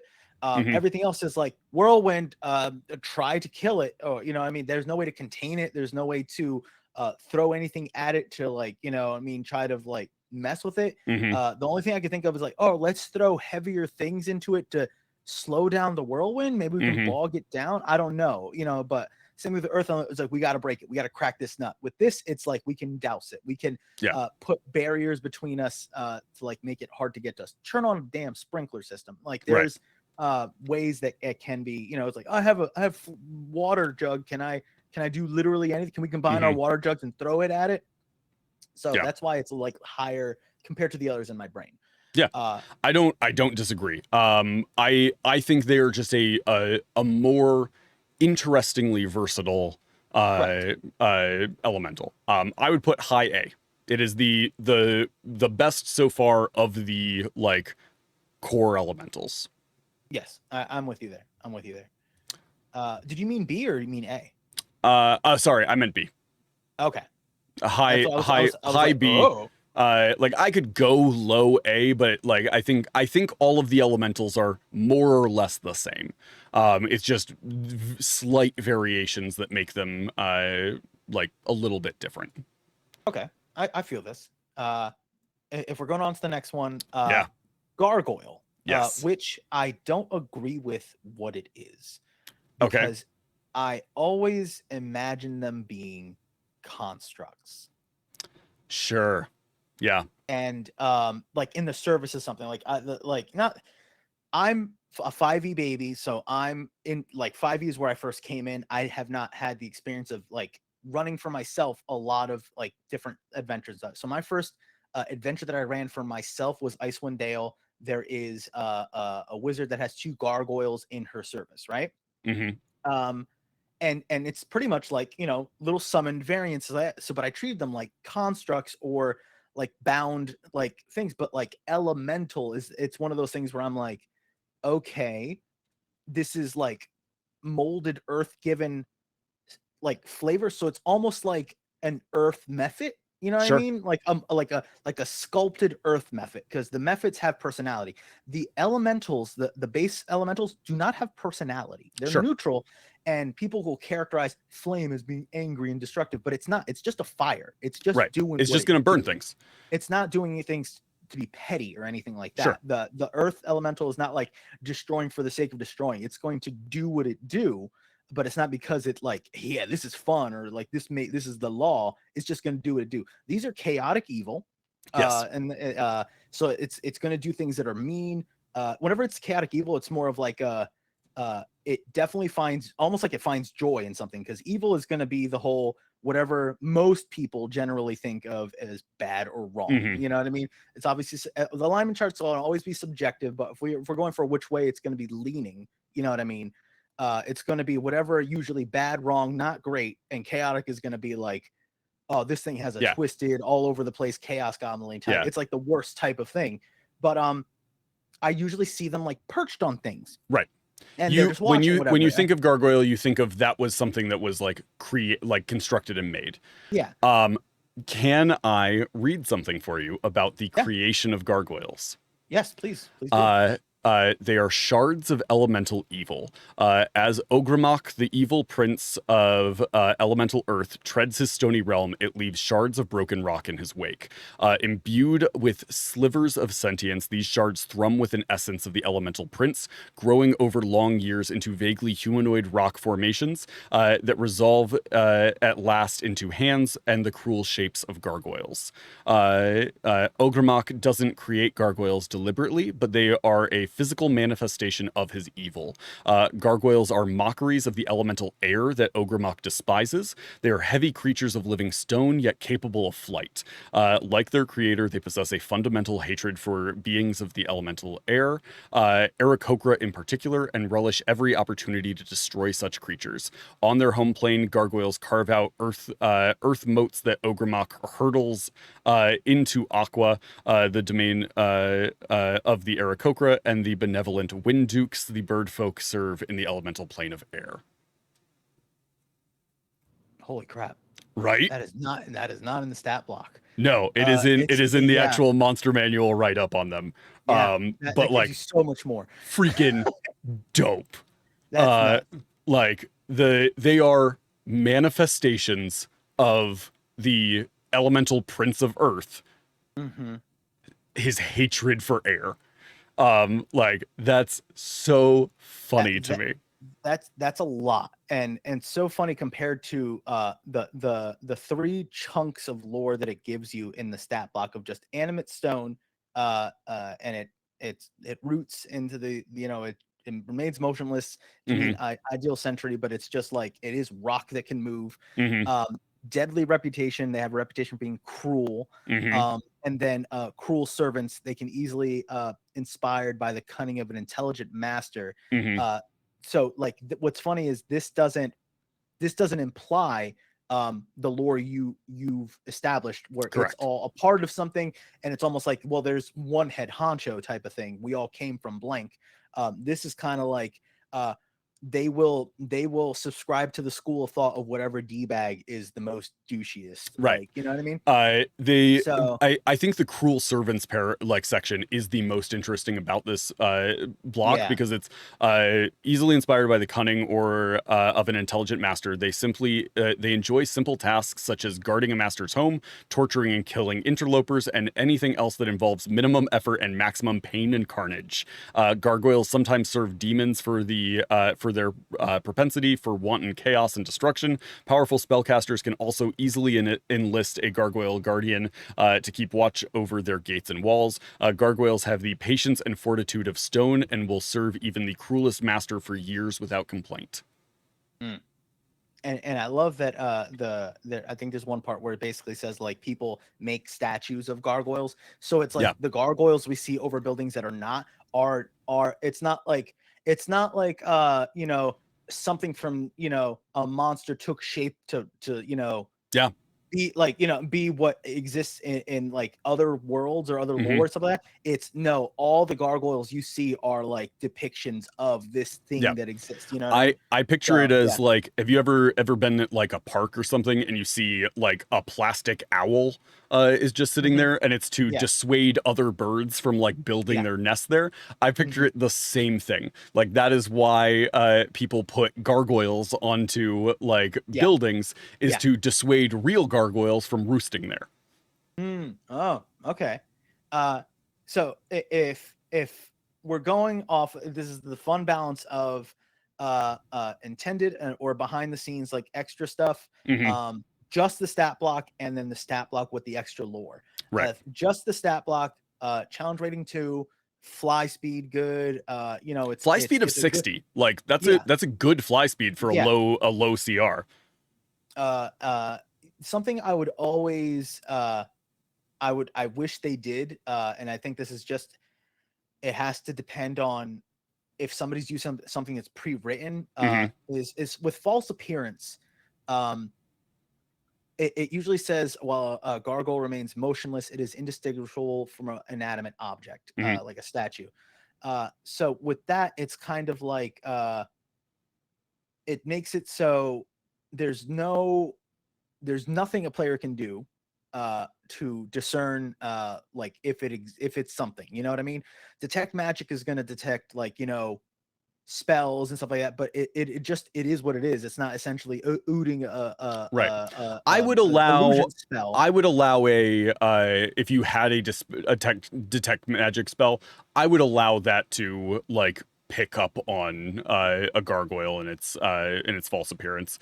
So like what category would you use? What category, what school of magic? Because it's not question. Illusion. That's the part. That's the only reason. Like, it's arguing semantics, because I have done where it's like a really good perception, investigation, nature, some sort of an arcana will like, you know, did you see that thing move? Almost like, you know, like almost like a vibe. Like they don't see it move, but they get the sense like that it is like, oh, they're not lined up, or oh, there's claw marks under that, like something to make it think that, you know. I think enchantment or transmutation would be the school of magic that I would interesting. I would have sort of off of it. Otherwise, I would say that they are like, there is I would probably say there's just an elemental energy coming off of that statue. If you have a detect magic up. Because it's usually like it's until they move. So it's like, I know I definitely go, how patient is it going to be? Is it like inching forward as you're getting closer? And that's when I give somebody the chance to try to distinguish like a mimic or a gargoyle or something like that. So at least like you had a shot, and you know, it's, you know, you couldn't do it. You know what I mean? This thing is that it can't be distinguished. As far as what it can do, otherwise it's boring in that it's got a claw and a bite. I would have done something cool, like, you know, I don't know. It obviously can fly after being so heavy. Which is cool. I would have baked in some sort of grapple check to grab you and fly up. You know what I mean? Because it obviously, if it can roll strong enough to get you, maybe it can lift you up and drop you. Because it's also cruel, so it's kind of that mechanic. It's one of those that I, as a DM, have to make that jump. Right, you're making a decision on an ability that you think it should have, even though it doesn't have that ability. I want to make it more interesting, make it more fun. Just looking at the beige stat block. Right. If I scroll down, I get way more to work with. So that's going to bump it up in my book. So it's kind of like going off of that. That's how I build up my where it's going to go type of thing. Sure. But so where would you put it? Yeah. My gut here is high B or low A. I'm leaning towards high B, in just the sense that it is it's a cool creature. High B is okay. I'm leaning towards high B. However, if we want to go off of just basic rules, what is there? I think it might be. Yeah, I still think high B, because there is more interesting stuff here than any of the basic elementals. So realistically, I think all of the basic elementals should be bumped down to C, and then this is a B class monster. Interesting. Okay. I'm okay with that. I knew this was going to happen at some point. I liked kind of having them in the middle where it's like everything is going to be better because it is essentially that thing given something else, or that thing brought with something detracted from it. Sure, but that could be that. That's the I floor will say the floor. There is a write up in the elemental section that talks about fire elemental, earth elemental, water elemental, air elemental. Those are the types of elementals.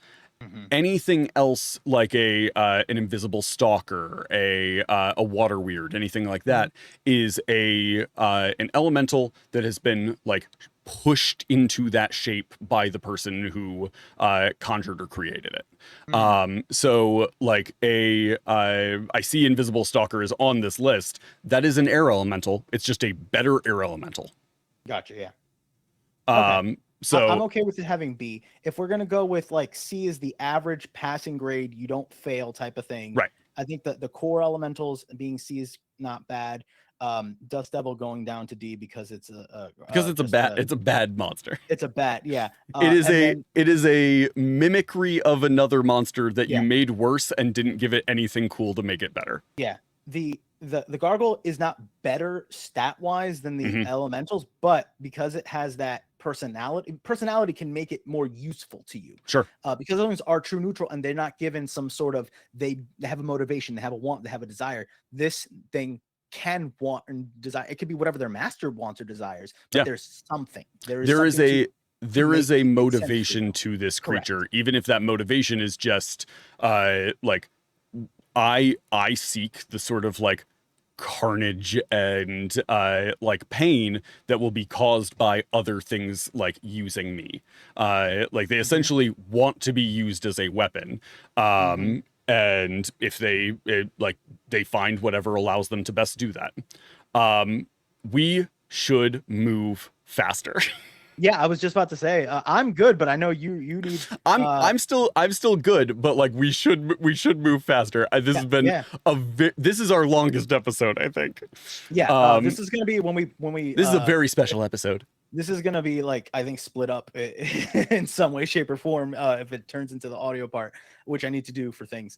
All right, we know methods are gonna be S, but let's real quick. Let me just go ice method. This one is it's cold. It's surpassing all. It's the most petty and cruel. I would usually make this one it thinks it's a charge or something like that, but there actually is a method that says it believes it is the one that is the most in charge. Yeah. So this is just the meanest. I say this one's like the Vegeta for the people that understand that. But it's Death Burst. It's gonna be Jagged Ice. Sure. It's got a frost breath. Its spell casting ability. With the one spell it gets, this one is Fog Cloud, which is interesting. Yeah. It just kind of like makes it like everything like an icy mist. It like, makes, I said like it almost breathes out. Like when you see fog, when you breathe out and it's cold, it kind of does that to the point where it fills the area. So I like it's just that. like, it's, it's going to fill the area with this fog. Similar to the other ones though, it has vulnerability, it has a personality. I will say, weapon. love I didn't bring it up with the other one. Love a monster with a vulnerability. Yep. So I know we're gonna disagree in that you think it should not be S. I understand you think it should be an A. I am willing to give you A on these. I don't think they're S tier monsters, but I'm sorry. There's just not. They are versatile and useful, but they are not. There is not anything like super unique about them. That's fair. That's completely fair. That is the classification for me that brings something to an S tier. I think out of the two methods we have so far, I think dust is better than ice, just from the just from an interestingness perspective of like the thing that sets ice apart is that they surpass all other methods in pitiless cruelty. All of them are that way. This one's just the most so. And then also they have more motivated to do stuff. The other one, I see it more back end. It's fascinated. Doesn't necessarily want to be the one that does it. It's okay with watching. Right. But I find that a more compelling like element to it. And then this one also has like, they also have a breath weapon, but this breath weapon is just, it breathes cold and it does damage, which is less interesting to me than the breath weapon that is just like, I breathe sand and it blinds you. I feel you. Okay. The next one, Invisible Stalker. I feel like this can be given like we can dive into it, but if we were to cliff notes this one, it is essentially in the same way that the Dust Devil is an air elemental that's just dirty. The Invisible Stalker is one that is given a predatory instinct. Even though it's the same thing, it's neutral, but it gives it this flavor of it is a directed hunter. So it gives it, it's invisible. It knows where its quarry is and it's going to hunt that thing. Its sole purpose is to hunt down creatures and retrieve objects for its summoner. So it brings it down in that it requires to be like an air elemental can just exist. It can be summoned, but it's like a force of nature. This is this is, nature that has been given a very specific task by someone. It's one of those creatures where it relies on something else. So that's one of those things where it's situational or story relevant in some way. You can't have a wild invisible stalker technically because because it is an air elemental that has been like harnessed and controlled and focused. Correct. Yeah. Like an owlbear was created in lore, but it is people use it kind of now as it's a creature, it's a bear now, type of thing. But there is it just has a slam attack. It doesn't have like I would give it a sneak attack. I would give it almost like if it can't be detected or something like that, there should be some sort of advantage or bonus. I will say it's invisible, so it does have advantage on the attack roll because the person can't see it when it attacks. That is just invisible. An invisible creature is impossible to see without the aid of magic or a special sense. For the purpose of hiding, the creature is highly obscure. The creature's location can be detected by any noise it makes. Attack rolls against the creature have disadvantage, and the creature's attack rolls have advantage. So all attack rolls against it have disadvantage. All attack rolls from it have advantage, unless you can see it. I do think that the fact that it only has a slam attack, and that slam attack is just a 2d6 plus 3, is criminal. There's nothing cool. It doesn't do anything cool other than it is always invisible, and it will hunt you until you are dead. It's gonna be above air. Is it better than a gargoyle? It's above air, but I don't think it's better than a gargoyle. I think high sea. I think it is essentially an air elemental, just different. That's fair. It loses. Ranking them within Yeah, if we're ranking them within the tiers, I can see that. Yeah. It also is a challenge rating above an air elemental, but it doesn't have the cyclone thing. It doesn't have the as high of a fly speed. It has barely more hit points. The only thing that makes it like more dangerous is the invisibility, which, like, granted, if you have advantage on all attack rolls, like, that's a very good thing. If everything has disadvantage against you, that's like, theoretically they're going to miss twice as much, which means you have arguably double the hit points you would normally. Like, that's a very useful thing. But if you are like, if that is the only thing that makes you good, a single casting of Fairy Fire makes you a useless creature. Yep. Yeah, I think I will rank it higher than the other base elementals just because it is just because it has cool lore behind it of like the directed hunter thing. But yeah, other than that, I think it is it's an air elemental that wants to kill one particular thing. I feel you. Going out to Magma Method. Yes. This one, every time I read these, I find more things I love. Composed of earth and fire, magma methods glow a dull red. They perspire beads of molten lava. This is the part I love. They're slow to comprehend the meaning of others' words and actions. So they're not. Are they much dumber than the other ones? I don't know if they're like significantly dumber. They a little. But the fact that they describe it that way is kind of like you can make a dopey or like, like, you know, it's just like, we're here to end you. It's like, their wisdom is one lower than the other ones that we've talked about, and their intelligence is two lower. Yeah. So it's like, you know, it's a kind of like definitely the lackey of them. And I feel like that gives it a fun way to flavor that. Because it's not just like fire equals more angry, rageful. It's almost like the ice one's the cruel one. This one's, I think we gotta kill this thing, right? And it's gonna talk slower because it's gonna move slower mentally. It's gonna be a death burst where it's lava explosion. Its spell casting is great because it is heat metal, but I think it's a little dumb. So I feel it either wouldn't use that immediately or it wouldn't use that in the most optimal way. Sure. Because heat metal, we were talking about earlier. It's great. It's a great spell. Anytime I see a creature with innate spell casting, I always picture that as being more of a like a practical ability that they have as opposed to a like an actual spell that they have cast. So I picture that as like it gets up on you and like makes a claw attack, but some of the like magma is left behind and the breastplate like starts heating. That's the way I interpret it. But what's crazy is that's a DM thing you can do, right? But like heat metal isn't touch, you know what I mean? Heat metal can be a distance, so it's like it's almost like a self and like it's 60 feet. I'm surprised it's not like built in like that because it seems like it would be dumb and slow. So it's gonna go up and it hits you and it like can cast heat metal and it's gonna the lingering effect of its residue essentially gonna do that. As far as compared to the other methods, I think it is it's for me, I think it's lower than the other ones right now. The way they are right now. Sure, I can deal with that. I think it is a little above the ice one for me just because it is like it has that characteristic of like it's kind of dumb, which I find again just more compelling than the like it's crueler than the other ones. But methods are your domain, so I defer. I think that works.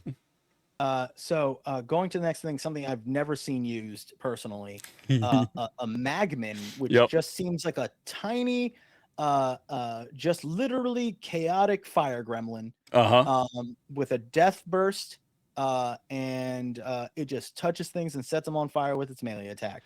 Magmin has one of my favorite wordings of a thing in their description of anything, which is summoned pyromaniacs. This essentially feels like a gremlin from the movie Gremlins, like Uh-huh. the bad version, that it's on fire, like Yes. a fire elemental version of a little fire gremlin. It's chaotic, it's neutral, so it's gonna do what it do. But it does because it's I mean it's bound to physical forms by magic. So that can be they appear okay, so that's something that can be naturally forming. You know what I mean? They can just encounter it, so it can. I Yep. always like something where it's like they can encounter it, and it's not necessarily it has to be tied to something, but Right. it can be. So that Yeah. adds mechanic to it. So that always bumps it up in my brain. Yeah, so it's havoc. You know, it has the word havoc in there. Yes. Where would you put this? There's a line in here that for me elevates it immediately. Where in the summoned pyromaniac section it says a mob of magmans summoned inside a castle can reduce it to a burning shell within minutes. Interesting. That is wow, terrifying. I was going to put it. I was going to put it in B, just above gargoyle, but that kind of implies way more of them. Yes. Together in one shot. I also like that they've made a point of saying that the flame is potent, but the magman's hard magma shell prevents it from just instantly igniting everything it comes into contact with. However, like the fires inside it, the magmans are capricious and unpredictable. Moreover, as simple elemental creations, they are oblivious to the harm of their native elemental causes creatures of the material plane. So it's not malicious, and it's not like it's just doing it. It's just being what it is, and it's like, oh, I set things on fire. It's either funny or not, but it's just I do what I do. Yep. So it's not like I'm hurting necessarily, and it's like, oh, all right. I think they are small, like just little gremlin-y elemental things. I think you're not gonna like where I want them. I want them just in front of methods. Yeah. I don't know about all that. Okay, so they have the way I look at it. They have a lot of the same stuff as methods, right? They are just little dudes who are summoned to do some sort of like chaos. But there is more like interesting information about them. There is more backstory to them. There is more like written about what they like their motives. Even if their motives are just I want to burn everything. Correct. That is a motive. I will allow this only because, so if it's like, you know, A rank but above methods, I will allow this only because it's one of those things where I had already said it earlier, where I was like, I wish that there was a monster and then like the like there's these variants. Like, so it's like, here is the it's just methods, and then they'll show the art, but then they'll go like, this is what, like, here's the things that they all have in common. So instead of like finding it wherever it's going to find it, and then they're all these separate ones, it's just like, here's what you can do for each one type of thing. So I get that. And it does give you more. So going by the logic I've already established, where it gives you more, but without having to do mental gymnastics, it is like, it's in the same way where I was just like an air elemental, and then they went like this and like this with the stalker and the thing. I'm like, it's a method, but it just got blight, but it didn't get too much. I will give you, this is just a cool method. It's definitely a method. I no, you know what? It feels like a method. It is in the same vein of like, this is a small elemental creature that is looking for mischief and chaos. What it's saving grace in my book is, because I'm just like only comparing it to methods, is that does it say it in this part or in like the monster manual, where it says something to the effect of the part about the castle? Yeah, it is in the Summon Pyromaniacs. It's the last line. Okay. A mob of magmans summoned inside a castle can reduce it to a burning shell within minutes. It implies, because when I think of methods, I think of like maybe one to a few. You know, a mob does imply like this is dozens of these things running through, screaming, lighting things on fire. Correct. What I am willing to do is I think this is high A. I think Ifriti, I am willing to move below Mephit, because I think the Ifriti is actually, there are fiends that do what the Ifriti does better. Mm. I think that the Ifriti tries too hard to be the opposite of the genie, and in doing so, it has basically just it's basically a devil or a demon, and so it's not it loses some of the uniqueness that a genie has. I feel you. Okay. But that bumps all Mephits up one ranking. Okay. So we're okay. All right. So there. And then okay. So we're at salamanders, which I used for the first time. Salamanders recently. are fun. I didn't realize like, you know, what I could do with them. It's a lot. You can really go into town, use what you want, going off of just stat block alone, heated body, heated weapons, spear, tail. It's got, you know, normal movement speed, decent armor. I think this is like one of those solid creatures, and then it can give you a lot, and then when you go down, that's where it can get interesting, because it gives you a lot of it's always nice when it gives you that you know, whenever it gives you something you can do with it, like as far as like location, and then like what else can I put into this situation? What else like would tie it in there? I would love that if in every stat block it's more of like this monster pairs well with blank, almost like a fine wine situation, like this type of cheese and whatever. So it's just like the fact that it tells you like you know, they can be tending to like fire snake like eggs or something like that, that it can, you know, it can be tied to a Freedy or Azers. Like I like that. So it's definitely above the elementals. Yes. It is above a gargoyle in that like it's a dude that works. Yes. It's not like it's somebody has a job. It can have motivations, thoughts, and desires outside of those like basic, you know, whatever its boss is doing. Well, and I feel like it could be reasoned with. Like they absolutely could be. Like a salamander is a powerful creature. There is a argument that can be made here that I think will make you want to raise the ranking of this one, which is salamanders are Pokemon.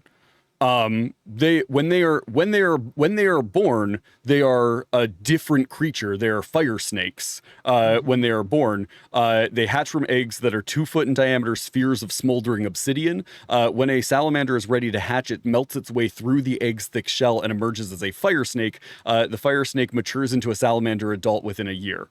So they are these like weird snake things that then like turn into the salamanders and like grow arms and stuff, which is just very cool. They're also really just weird for me. Just a very interesting pattern that we're seeing in these monsters. There's a whole section on enslaved by the Ifrit. So like this is another race that has gone to war with the Ifrit, which I think is very very interesting. I think the element of their they have a thing here called living forges. They generate intense heat, and when they fight, their weapons glow red and sear the bodies of their enemies on contact. Even approaching a salamander is dangerous, since flesh blisters and burns in proximity. Because I assumed that's what the other ones, because it has heat body and heated weapons inside, and other ones have had that too. But have the other ones had that living forge little description? Because it's one of those things where it's like you describe it here but not in the other ones type of thing. So the majority of them have like that internal heat thing, but it's usually like if you hit them you take damage. This one like also just heats its own weapons to red hot. So any creature that touches the salamander or hits with a melee attack within 5 feet of it takes 2d6 of fire damage, and any melee weapon that the salamander wields deals an extra 1d6 of fire damage on a hit. The reason reason I bring it up with this one and not with the others is that the salamander has a tail that gives it a grapple and restrained ability. So it restrains them. The salamander automatically hits the target with its tail. The target can't make tail attacks against any other creatures. But like if it has restrained you, you are going to always be in contact with it. So you will always take that extra damage. And the it gets to hit you again every time for free. So like if it gets you, it is gonna be a bad day for you. This is one of those ones where I'm conflicted on a few levels, because at first I was like, isn't this just a fire Yanti? Like, isn't this like they're similar, yeah. Yeah. And then you're right in that, like, it's like, oh, they're fire snakes that turn into something else. But I always get weirded out by monsters that turn into other monsters. Well, because it's one of those that, like, it's so tricky. Because if you are going to go down the moral rabbit hole of, if it's like, you know, a dragon wormling and turns into a dragon, anything could be like an NPC is people in my head. And then like monsters can be monsters, you know what I mean? They're you know, good, bad, natural, whatever.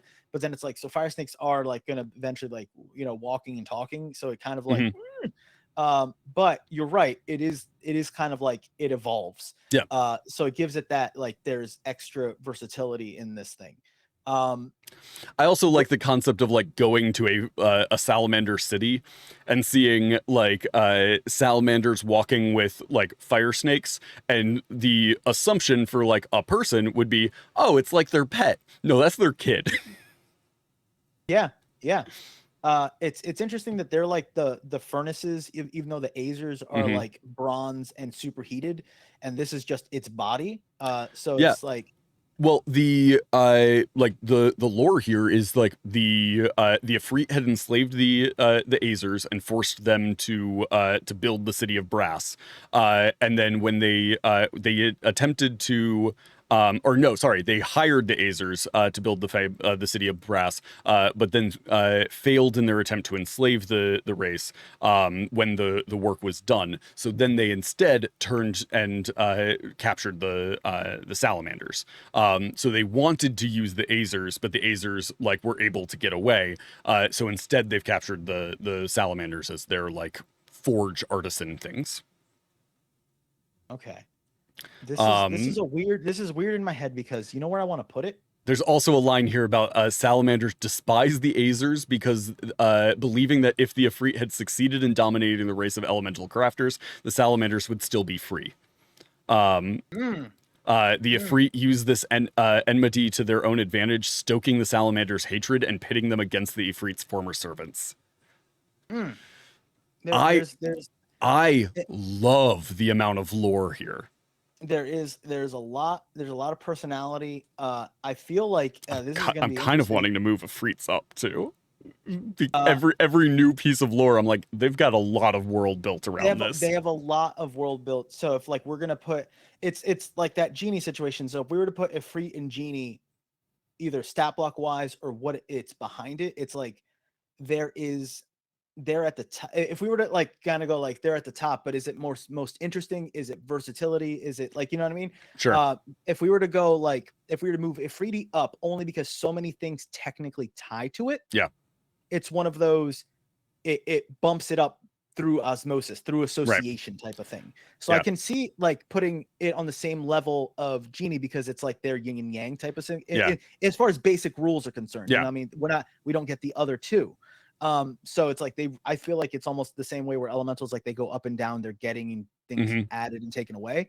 I would put this in that, and this is where like it's, I admit, you know, the bias is putting methods where it is, but it's like it's above a gargoyle, right? Because it is like, I feel like it has more personality. And I like the versatility of methods more, only because anything can use them. So that's the only reason I It's the same way I'm bumping up their Ifriti because so many things tie to it, right? I understand why you like methods.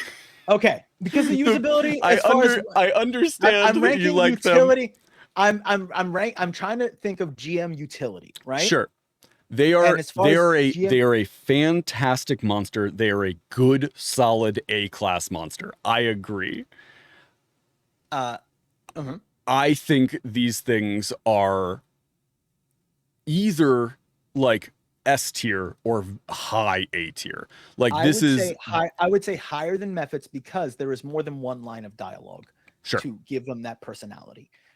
And it's kind of like they can just be somebody that just doesn't like their job, but they just are a person that does their job. And that's why it's like, so I'm like, above a Mephit in that I'm not going to be like, nothing's better than a Mephit. But it's one of those things where, as far as the use case of who can use them, how, you can put a Mephit and just say it looks like something else, but have that's why the utility part of it keeps it so high in my brain. You can't reflavor a salamander and say it's like it's yogurt. I totally understand that. That makes a lot of sense. But it is still high because you can. There's so much lore here. There is enough lore where you can put them somewhere specific, or they escaped whatever, like the background, all this other stuff. But you have like a history that you can make this an NPC, and they have this history that they escaped from. So you don't have to use it. It's there if you want it. So I say that it is more interesting than the other ones that don't have personality. It has a personality, so it's almost like B and A is when personality comes into play, right? Sure. It's given some sort of motivation of some sort, and it's the only one that I feel like can have more motivation than the other ones. You know what I mean? The other ones have cruelty. I like seeing this, that, or whatever. But it's like it can be a dude. It says neutral evil. So whenever it's neutral, it's like not trying to do something necessarily to it's a slant if you want to go for that, or it's like it can be mean, jerk, or self-serving, but it's not gonna go out of its way either way to make it like so you are being put down, whatever. It's not gonna help you though. So it's I think there's so many directions this can go, and this could be like a really like crappy business owner, a blacksmith, there can be a lot of different things. So that versatility really puts it up there for me. But again, it's because it has so many ties to the things that could be above it. You know what I mean? So it's like you're leaning towards high A then. That's personally where I'm putting it. Okay. Because I'm thinking of like GM utility, because I don't have all the like the know that if I'm looking at like I only looked at blank. All right, what if I got to see this? And like, what would I do with it? How could I, you know what I mean? That's why I put it like that. Do you feel like we started too hard with Azers? And that like having seen other stuff, maybe they're not an S tier. Because I feel like the Azers and the Salamanders are very similar, like placement wise. Correct. Because is it the Azers as cool as it is because of the Ifriti? Like, because you know what I mean. Everything kind of owes it to whatever. So the way I look at it is yes, there is more lore to the Azers and the Salamanders because of the Ifriti. The Ifriti are only more interesting because of their tie to those two in mine. I think yeah, this is hard. I think the Salamander and the Azers are both high A's. I put the Ifriti back down to low A. Okay, so I have my own like I'm trying to mirror it because I don't have the exact thing up on yours. So it's who's at the top? Right now, the only S tier is a genie. Okay. And the only reason the genie is higher for me than the Ifriti is that the genie is a like a good aligned one, and there's some like differences there. I could also go because I'm going back and forth. I think the Azers and the Salamanders are very compelling, very interesting creatures, despite the Ifritis. Like if the Ifritis are not there, I think these two are still very interesting and compelling, and the Ifritis' existence makes them more so, because there is more like lore there to compel that forward. I could be talked into as well Genie going down to high A and the Azer and Salamander staying at an S tier. It's what's real funny is because we have different things we value more, and the more I look at it, and it's the ones that it may owe things to other creatures, but it can like it's what makes stands it more on its compelling. own. Yeah. So it's almost like the more freedom we get, obviously, that I think that's what we like. You know what I mean? Where it's like, you know, it's not necessarily like lore. So it's freedom with potential hooks is what I look for. Correct. Yeah. So it's like when it's the ranking, you know, is it like combat? Is it story? Is it ability? It's freedom. So it's like, you know, when we look at it, what's an S rank for us? It's that utility. It's that.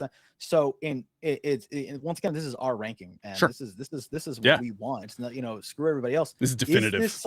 Is this something where it's kind of like the Salamanders and the Azers are S, and then it's almost like there's like, you know, masters that like everything trickles down from, but like, is that just make it generic at that point? Because it's like, oh, they're this like blanket archetype that they're always going to be blank. You know what I mean? When you bring in a free bottle, then it kind of like makes it, oh, it could be a servant, it could be a genie, it would be doing this if it couldn't.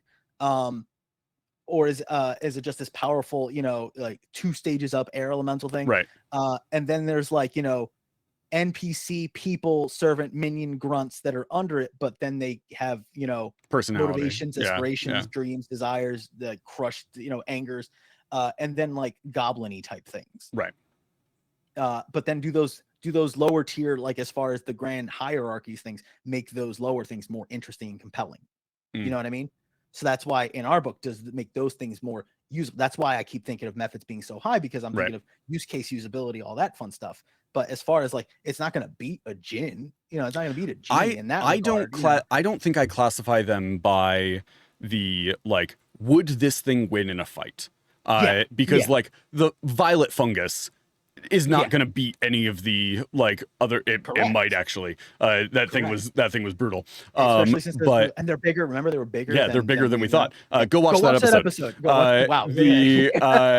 Like the violet fungus is what I keep coming back to. Of like, that is what we classified as the best, the S, like the highest S tier from the plant ones that we did was the violet fungus, and the reason was there was lore, there was like stuff, there was like cool abilities. It had things that made it unique.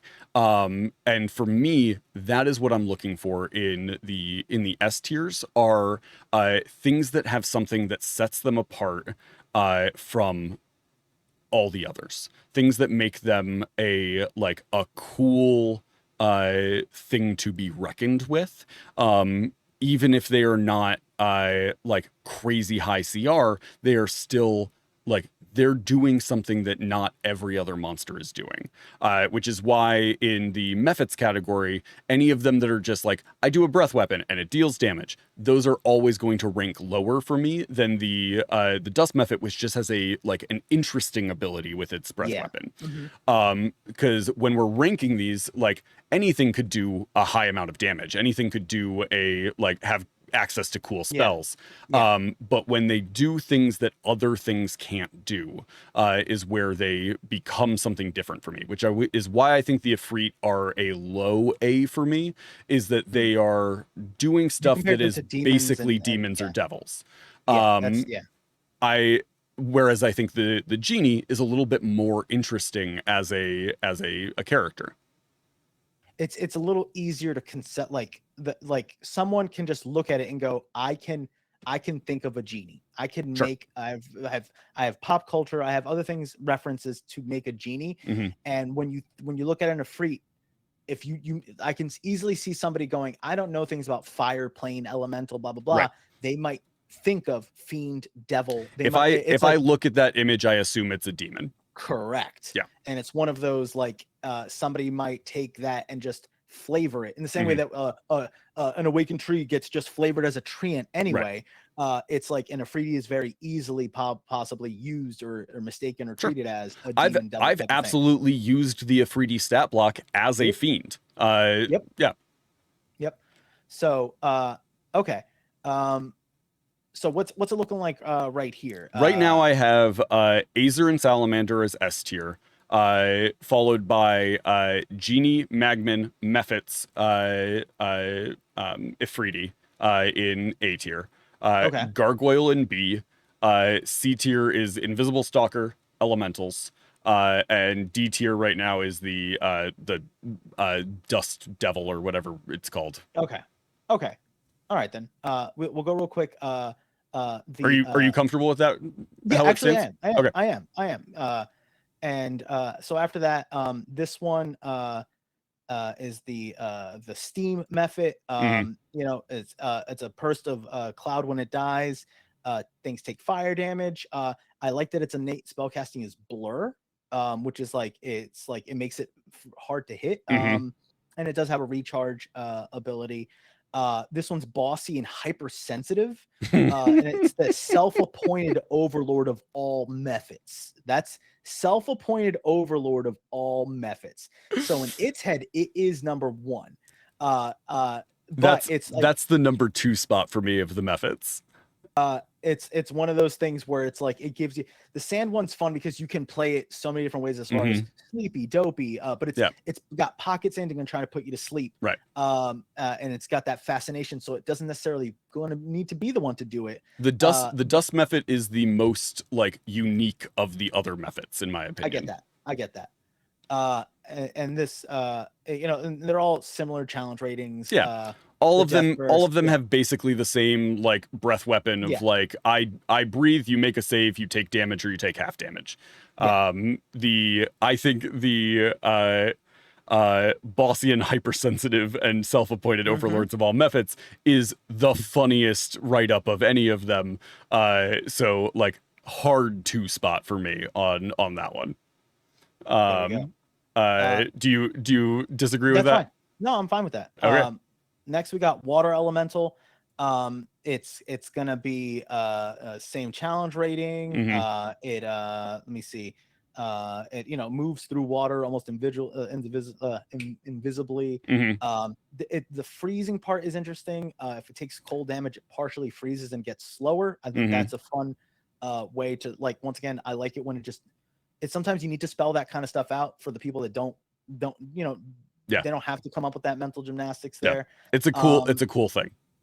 It's better than an earth elemental in that, like, it gets slams, but it has the whelm recharge ability. Whelm is very cool.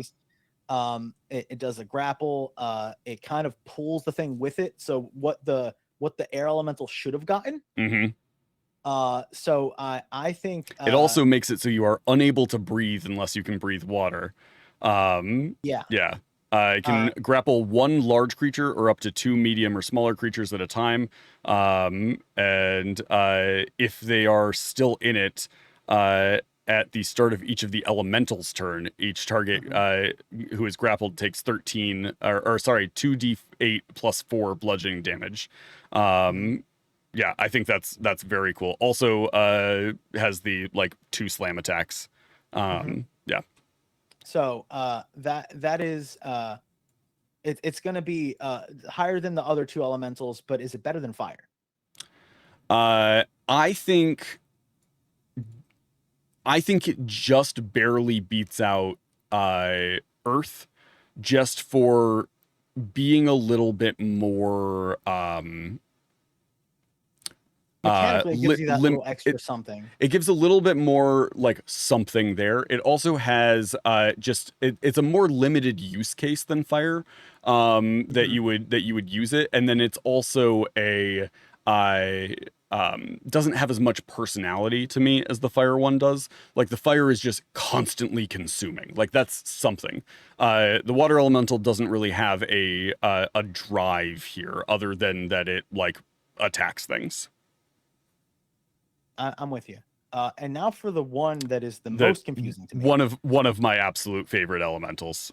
It's a complete monstrosity, and I do not get the connection with the art and what this description is, but it's a Zorn, right? And it looks like a nightmare. It is somehow inexplicably a challenge rating 5, same as elementals, right? So it's almost like, oh, we got the elementals and we go up and down a little bit. So it's like, all right, the air elemental got like the dirty version, and then that's a dust devil, right? So let's make a weird earth elemental, right? So it's a Zorn, and they gave it mouths and eyes. It's neutral, right? But unlike the other elementals, this has a personality. So already it's gonna go higher. Yes. But it has Earth Glide, Stone Camouflage. It's like starting at high B. It's like, oh, it's just an Earth elemental, with some extra stuff. But no, it's got one thing that already is going to put it above the other ones in that it has treasure sense, and it can pinpoint by scent the location of precious metals and stones such as coins, gems, within 60 feet of it. And it makes it elemental travelers. They possess glide through when they prefer not to leave their home plane, where they can easily eat their fill of gemstones and precious metals. When a Zorn winds up on the material plane, whether by accident or from curiosity, it seeks sustenance and a way home. Motivation. Yes. It wants to go home. One of my favorite lines in here is beggars and thieves. They're unable to consume organic material. They ignore most other creatures. However, their ability to sniff out metals and stones often draws its attention to adventurers carrying coins and gems. Because it isn't evil, it pleads or bargains in the hopes of convincing owners to give up their treasure, offering up information it has learned from its travels in exchange. A Zorn whose requests are ignored might resort to threats or bullying. If starving or angered, it resorts to force. So here's what may surprise you. And this might be what's going to surprise you here. I've just moved some things around, right? And this is based off of all the things that I've said as far as use case, like where it can be dropped, stat block, and all that stuff. I moved some things around. Okay. And I think it's very interesting because it really shows what I think a GM would value and what might make for more dynamic experiences. I moved methods down, right? Okay. I moved methods down, and if I were to kind of keep them in line with the Magman, right? What it kind of does is it turns the B tier into like the gremlin-y mid-run. You can like put them wherever. They got a lot of use case. But the ones above it have more to them. So if we were to go, so where did you put them? So the way I have this, the way I shifted things around, and so just, you don't have to shift it yet, but just listen, hear me out. I moved Magmans. I can understand the chaotic and swarmy part puts it at a higher than Mephits. So it was like bees or Magmans, the Mephits, and then the gargoyle. Okay. Because they're like in a similar high B's instead of low A's. Okay. I like that. Okay. And then then it kind of becomes the A's I have as Genie and Ifriti, only because it gives you a lot, but that they're tied to other things. You can use it. And then the ones that I feel like are the most compelling, I put Zorn in between Ifriti and Genie, because it's kind of one of those things where it can just be just an earth elemental with more rocks and jewels and treasure, like a more treasure droppy earth elemental. So I almost put it at B, but that beggar personality part makes it cooler. But the Azers and the Salamanders, the fact that they can be just regular people, they can have a crazy dynamic backstory in of their own, that kind of makes it, you can go so many different directions. I see the Azers and the Salamanders being S as far as monsters that you can use and make things dynamic, be NPCs, you know what I mean? They have all this other stuff. So it's kind of like C's like average, meh. Dust Devil is just garbage, and like a tier of just like goblin-y little dudes with personality, and then story hooks. It's like that's when you start getting like story hooks into the situation. And then it's like, are story hooks enough, or like the personality type of thing? So I have right now it's how would you shift it around? I like the Magman and the Mephits in high B. I think that is good. Where did you put the Zorn?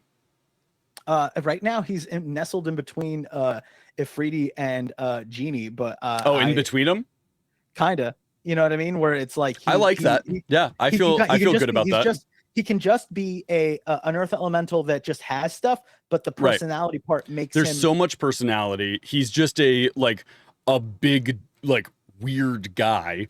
I love the fact that they've given a creature that only speaks Terran a feature that is like they will beg and plead and like try and get stuff from adventurers that they find, and they definitely don't speak the same language as the adventurer. I've never had a group take Terran as a language. Depending on how long it's been there, that's one of those NPCs where you just play with language at that point. And it's learned. You give it a couple. It's learned like the dwarven word for food or something like that. But instead of like a generic, it's chaotic, it's cruel, it's curious, it's like a little like lackey, like a little just servant gargoyle. It has a compulsion like the other ones, but then it has a motivation in that it like the compulsion is like, it wants treasure, but then it wants to go home. Makes it like it's going to be more motivated than all those B tier ones. It's going to have that self-preservation instinct, and it's also going to like it's 11 for intelligence and 10 for wisdom. It's like, what would a person want type of thing. And it makes that really like, it can just not be a monster. It can just be a hyped up Earth Elemental, or you can play with it if you wanted to. Yeah. So that's why and then if Ifriti and Genie just have so much, it's like, that you can go either way, or you can just put them in there and it's just a real powerful thing, I do feel better having Genie and Ifriti on the same line. I like that. I do think Zorn is more interesting than an Ifriti. Zorn is one of my favorites in the elemental category just because they're so different than all the other ones. I think they're very, very interesting. And they've got some like fun abilities that they really like, and also they're not like bad damage dealers. They can deal damage if they need to. Their armor class is not bad. They've got decent hit points, and they can burrow away if they need to. They're a threat if they want to be a threat, but they would prefer not to be, which I think is always such a compelling element of a monster. Is like, I could cause you problems if I chose to. I'm asking nicely, please give me your gemstones. Correct. And because it doesn't have the potential for the complicated backstory, it could.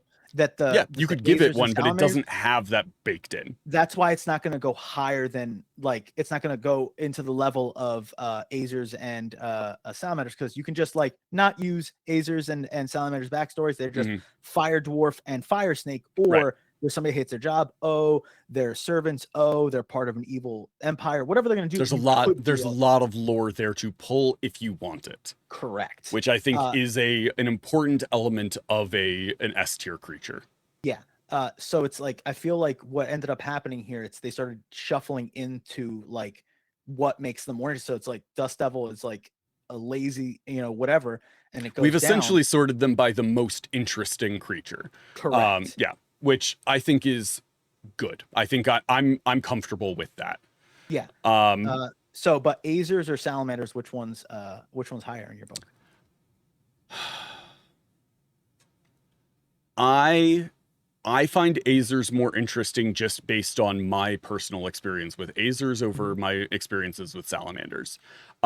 Reading just like the lore of both of them, I do think Salamanders are slightly more interesting than Azers. I see them more as like if they're both like people that just do a job, even if it's the Ifriti or something like that, or they're good at their job. It's like it's like almost like a white collar, blue collar job type of thing. And I think it's easier to make a salamander like relatable. Sure. And yeah, you can make an Azer a blacksmith or something like that, but I feel you could make a salamander a blacksmith too. Yeah, I mean that is the the purpose that they serve for the Ifrit. Yeah. So it's like you could have them as an NPC. Anything that can be an NPC is always like, you know, fun and great to use. But I you know, I can see either way. In my brain I put it higher than an Azer only because of I like relatability to make I'm down for moving the salamander above the Azer. I think there is a larger use case for them. Yeah. So S tier, salamander, Azer. A tier is Genie, Zorn, Afridi. B tier is Magman, Dust Mephit, Steam Mephit, Ice Mephit, Mephit, Gargoyle. C tier is Invisible Stalker, Fire Elemental, Water Elemental, Earth Elemental, Air Elemental. D tier is the whatever it was called, Dust Devil. Is that what it was? Like the Air Elemental, but worse. That is the definitive ranking we have right now. Any changes before we declare this final? No, I'm actually good with this. I am down. This is good. I like this. I'm here. This has been by far our longest episode. Yes, very long. I super duper have to go at almost 3 hours. Thank you guys so much for being here for this very long episode. We really appreciate all of you. We will be back on Monday. If you have any questions or anything like that, feel free to throw them in the Discord, ! Discord in the chat. We'll have the link to take you there. Thank you all so much for being here. We appreciate those of you who have hung in there for the whole time. And we will be back on Monday. Until then, have a great weekend. In the spirit of elementals, for your 3 like do this stuff this weekend, go plant a plant. Go enjoy a bonfire with friends, and remember to drink water. Have a great weekend, everybody. We'll see you on Monday. Until then, have a good one. Bye, guys. Bye, everybody.